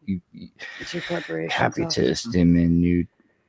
You're saying it's the same thing at Starbucks when you get your coffee. They've just it's worse. your I'm saying it's worse. Now you've conformed to be that. When you get a credit card and it has your letters in all capital letters, right? What that means is that you've an alias, an avatar that's been created that in terms of Roman law and all uniform law has their rights removed, right? It's like worse than a slave. A slave has lowercase letters like the metric system, but a person who's had their rights removed in infamia is all cap lock. What do you know the source for this? So I only know it to the like I've heard different people say it, but the closest that I can get to the root of that is David Icke, and I don't know if he cited a source for where he got that idea. The lowercase letters, like so if you get pulled over and you sign a speeding ticket, and that recognition that your natural self connects to your birth certificate self, like your social security number and everything attached to it, that you're affirming that your natural self and that self are the same self, and that supposedly when you get legal contracts like that and your name is in all caps, that's because this is specifying that this is yourself as it relates to your social security number. And I don't recall if David Icke said that, but there's certain he said that in Children of the Matrix, I think. Oh, interesting. There's a couple. I talked to the guy that was doing that in Australia. You get back your identity and you have to get your birth certificate back. And you have 2 birthdays. And the Amish are sovereign citizens, and they don't have to pay taxes because they're not fed into the social security system. There's ways of doing it, but the difference is that, a slave never had the cap lock. It's all lowercase. An infamia is like somebody like infamous. So like someone who's become famous has lost all their rights because they're property of the public. Their identity is. So that's where it's all But capital. When you're born, you have your birthday, and then you have a second birthday when you get your social security once you're processed. So when you get those papers back, that's how you're able to actually delineate between your like caps lock self and that birthday, and then your natural self. Right. Well, so the thing is, you've signed over, so whatever responsibilities that slave has or that infamous person has, you now have responsibility over them. And so that sucks because they have no rights at all. But then I wonder, like, how much worse is what you just did when you signed your name at Starbucks? You can deny all rights to that entity, though. That's how you become sovereign. But what if you're getting possessed by a demon at Starbucks, which is worse? Aren't you always if you're in there? Yeah. Like, this is the thing. They're here already. Jesus Christ. So, I don't know. Yeah, I only use it for, like, exorcisms. You go to the bathroom in a Starbucks and you get out. That's the public bathrooms in New York. Yeah. Cheers. I don't know. I mean, but there's a lot there. So here's my question to you. And this is completely speculative. But if we entertain this idea that when you sign a ticket that you're agreeing that your natural physical self that's signing this is connected with this self on paper that relates to your social security and everything else. So like if people go through like the secret societies and they have those different grades where you're like, you know what, like, there's all these kind of like almost like what do you call that, divination. So like when you reach these different grades, is it possible that if things are connected, like in terms of these societies and governments and the way that there's, you know, that there's kind of like, you know, some relative control or influence, is it possible that certain people get to be above that, where they actually, suppose they were to get pulled over, like their natural self is their natural self. Like they might not even have, like on paper, they might not be treated the same way. Like I'm curious, like do they have different types of paperwork if you reach certain levels of society in the echelon, you know? And is that what they mean by like if you're transcending ego or whatever, but it's really you're just fucking transcending the crap that every regular person has to deal with, you know, in terms of your identity? I don't know. I thought about that. I don't know how true it is. I mean, yeah, I don't necessarily know if I believe that there's actually like because there's the you that people experience, there's the you want to be. Are you saying in legal terms with the police? Legal terms. I'm saying specifically legal. Levels you can claim of sovereignty, and the police can't do anything. But unless you've already done so many steps in, like if there's once you've started to accept the benefits of a contract. And so you have to see like how much of your life you've already accepted benefits of a contract that Amish people haven't. I mean, I don't know if this is true or not, but a friend did tell me, Zhao, a Freemason friend, that he has gotten pulled over before and just fiddled with his ring, and the cop catches what he's doing and is like, "Oh, you go about your business," or whatever. Yeah, it's nice to meet. That's the other thing. It's actually better to do that, arguably. So if you're gonna do something, join the Freemasons. I'm just saying, like, if you're gonna like become a sovereign citizen, like watch a bunch of YouTube videos of the dudes who do it slightly wrong, and then a police officer smashes their window in because they're just sitting there in their car trying to ignore the police officer, and then look at what happens when, or try to understand why in the middle of America a lot of the time, or on the coast even, where it's even more weird people are coming through all the time, that the police are looking for people that they find familiar faces, familiar symbols. And if you're like, hey, you know what, I know what you're up to, you know what I'm up to enough to let me live my life. I honestly, you know, I don't know, I'm just saying, I think sometimes that makes as much sense as like fighting the system. But I'm speaking more to something that I actually have seen from a friend of mine, where you know, I knew a guy, I shouldn't say his name, I'm tempted when I'm talking about people, but I don't know, so you may have known him, Andreas, and I don't know if I've ever shared this with you before, but there was somebody in our scene years ago I met through Rodman, actually, and he was an Israeli man whose father had a factory that was like basically a drug factory in the territories. So so I had heard from other people that this friend was like basically untouchable, that he could do whatever he wanted and he could not get in trouble for the most part. And I was like, what does that mean? Is he untouchable? Why is he untouchable? And so one day he had like the silver bus that they used to take to Burning Man, and a bunch of people used to go out in it. And one day I opened a door in that bus and I saw ecstasy in.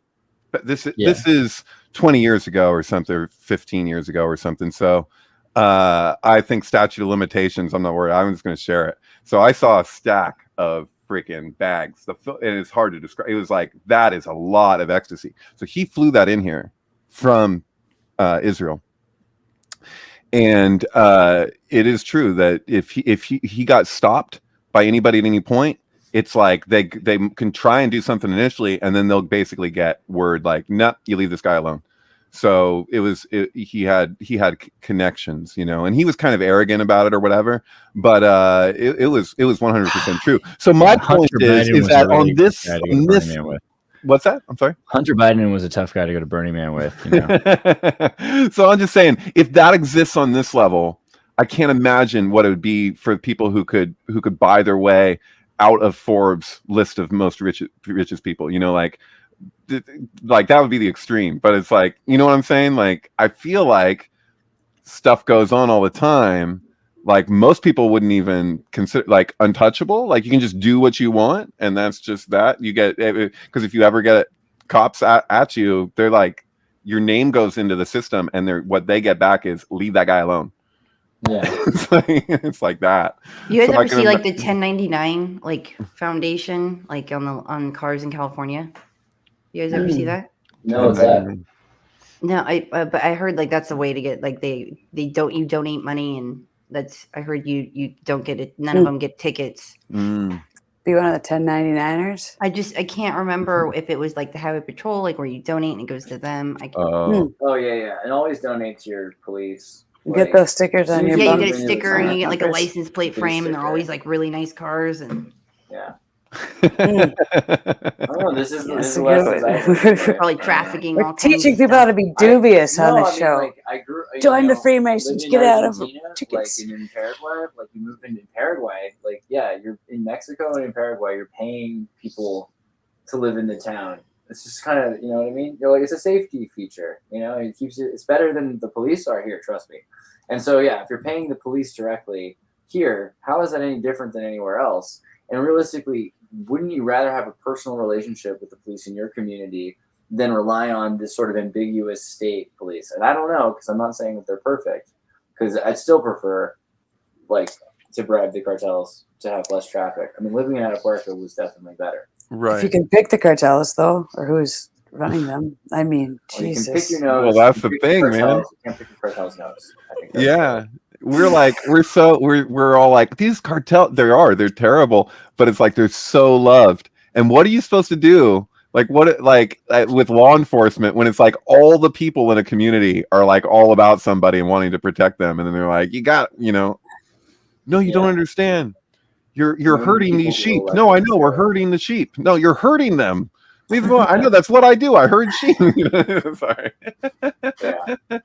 We've done some gnarly cops. We should get Scott on the show sometime and just talk about some of the crazy things that happened in Pacific Avenue and Santa Cruz. Like Santa Cruz cops, like there's some crazy stories. There's also really good police, good sheriffs out there and everything else. I think this has come up before, that the idea of elected sheriffs are very different than hired police. And police do these exchange programs. Like, so you go to the police station, you'll see these flyers for where they have the international police games. So the British police and the Russian police, up to a point, until recently probably, and the American police, they're all interacting, and then they exchange. So what do you do? Like getting arrested by a British guy? You're like, what the hell? Are you kidding me? Right.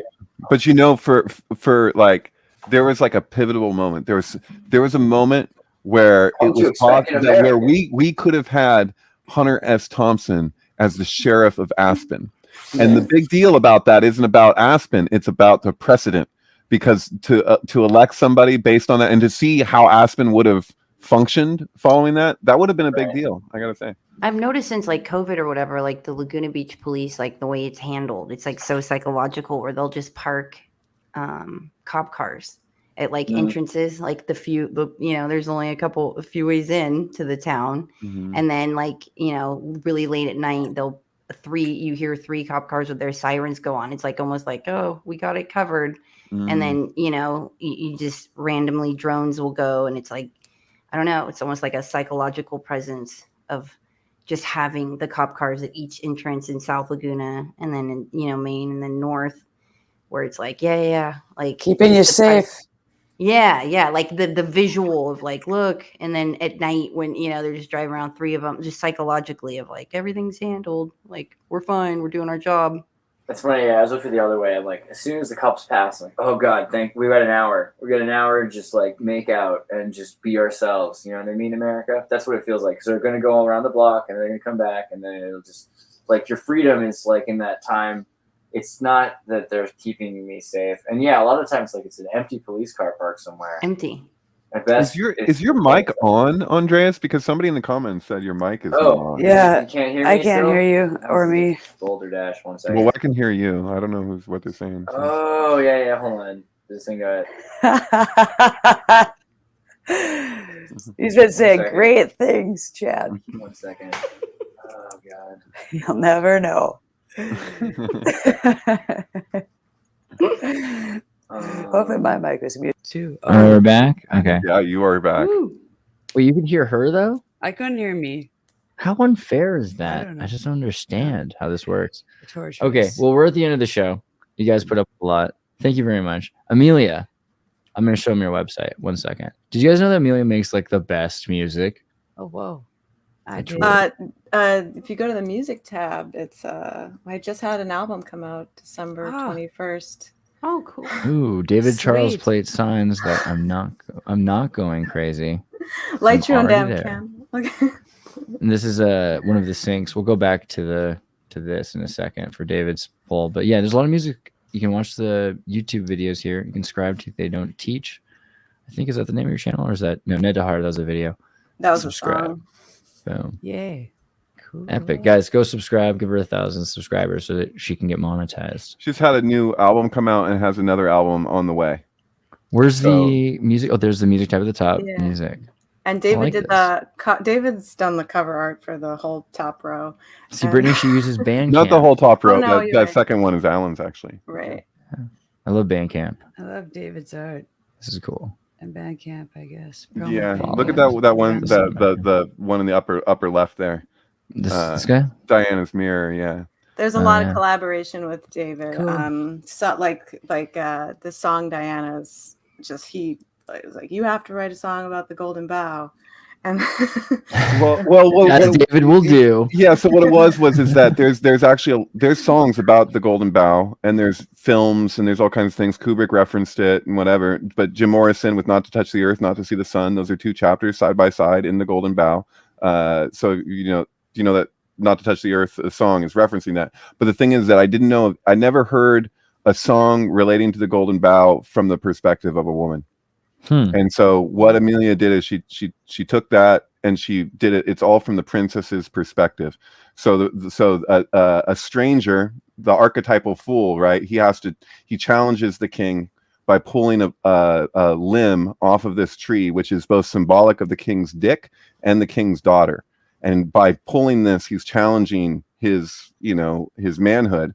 And if he defeats the king in combat, sometimes the king would actually kill himself and do it willingly. Other times they would fight. It's all, and it depends on where it was happening or whatever. But the idea is that we had this system in place to rejuvenate the kingdom, to make the last first, and the first was like kind of a version of the Jubilee of a forgiving of the debt and the releasing of the slaves, because this outsider, he had to be a complete outsider, had to meet these qualifications. If he defeats the king, he marries the king's daughter.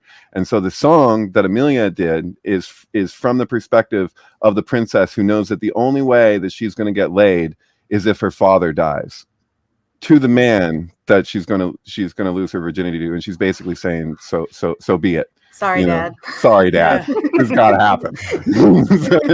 Don't preach. I'm keeping up. Hey, Rosemary's it's a Baby. ritual. I don't Yeah. know. What do you expect? Cool. That's the song I'm writing. It's a ritual. It's a show. Cool. The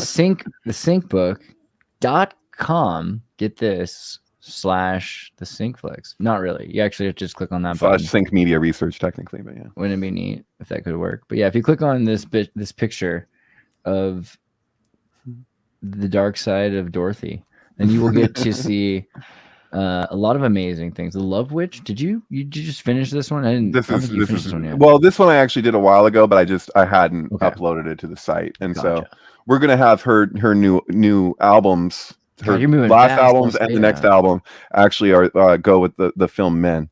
You And put out so, like 6 at least, like really recently. I mean, that's pretty awesome. There's a lot of good movies here to watch. I love. The funny thing is, I'll watch them and I'll be like, "Oh, that's so great," and then Brittany will be like, "I haven't seen the original," so that's fun because then you can go back and watch the original again. Right. With some of them, Except especially for Florence and the Machine, because she did get to see that one.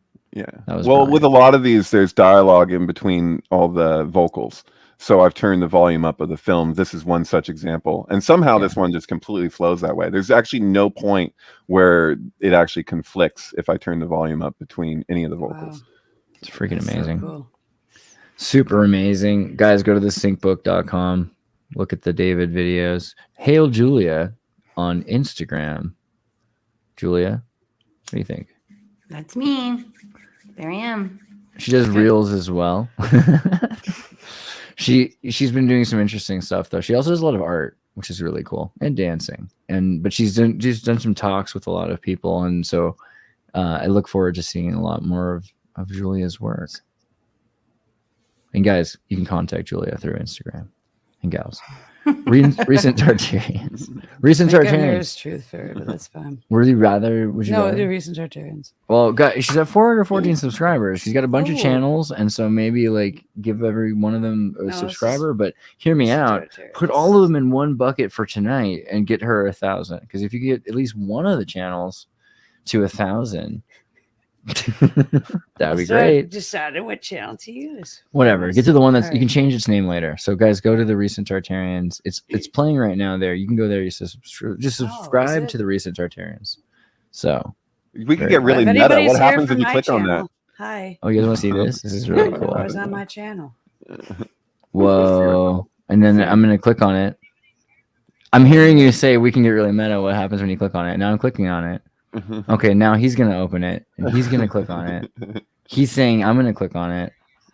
I'm hearing myself say I'm gonna click on it. Oh, now he's clicking on it. Oh my god. No. I'm really too into this. I'm so sorry. Oh god. If you do this a couple of times though, I'll probably dance to it because it's gonna become a beat. Beyond the infinite 2 minutes. I'm sorry. I'm sorry. Okay. It had to happen. You can't do that. I still hear it. Okay, I better make it stop. Guys, thank you for putting up with that. That was crazy.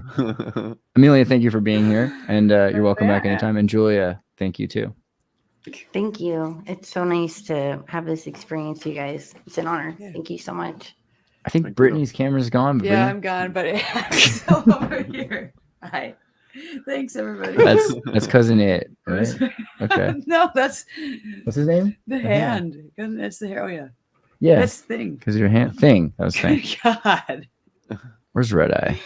So bad. Bye.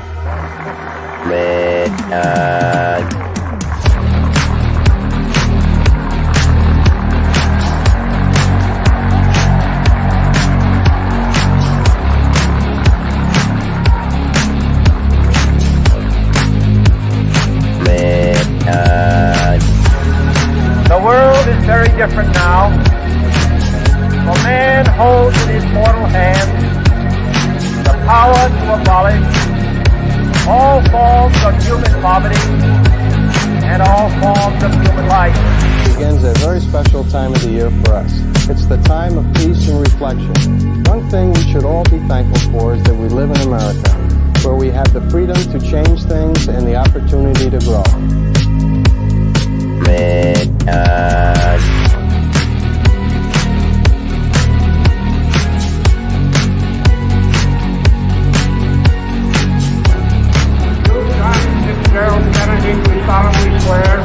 I, John Fitzgerald Kennedy, do solemnly swear That you will faithfully execute the office of President of the United States. that I will faithfully execute the office of President of the United States And will, to the best of your ability, and will, to the best of my ability, preserve, protect, and defend the Constitution of the United States. preserve, protect, and defend the Constitution of the United States. So help you God.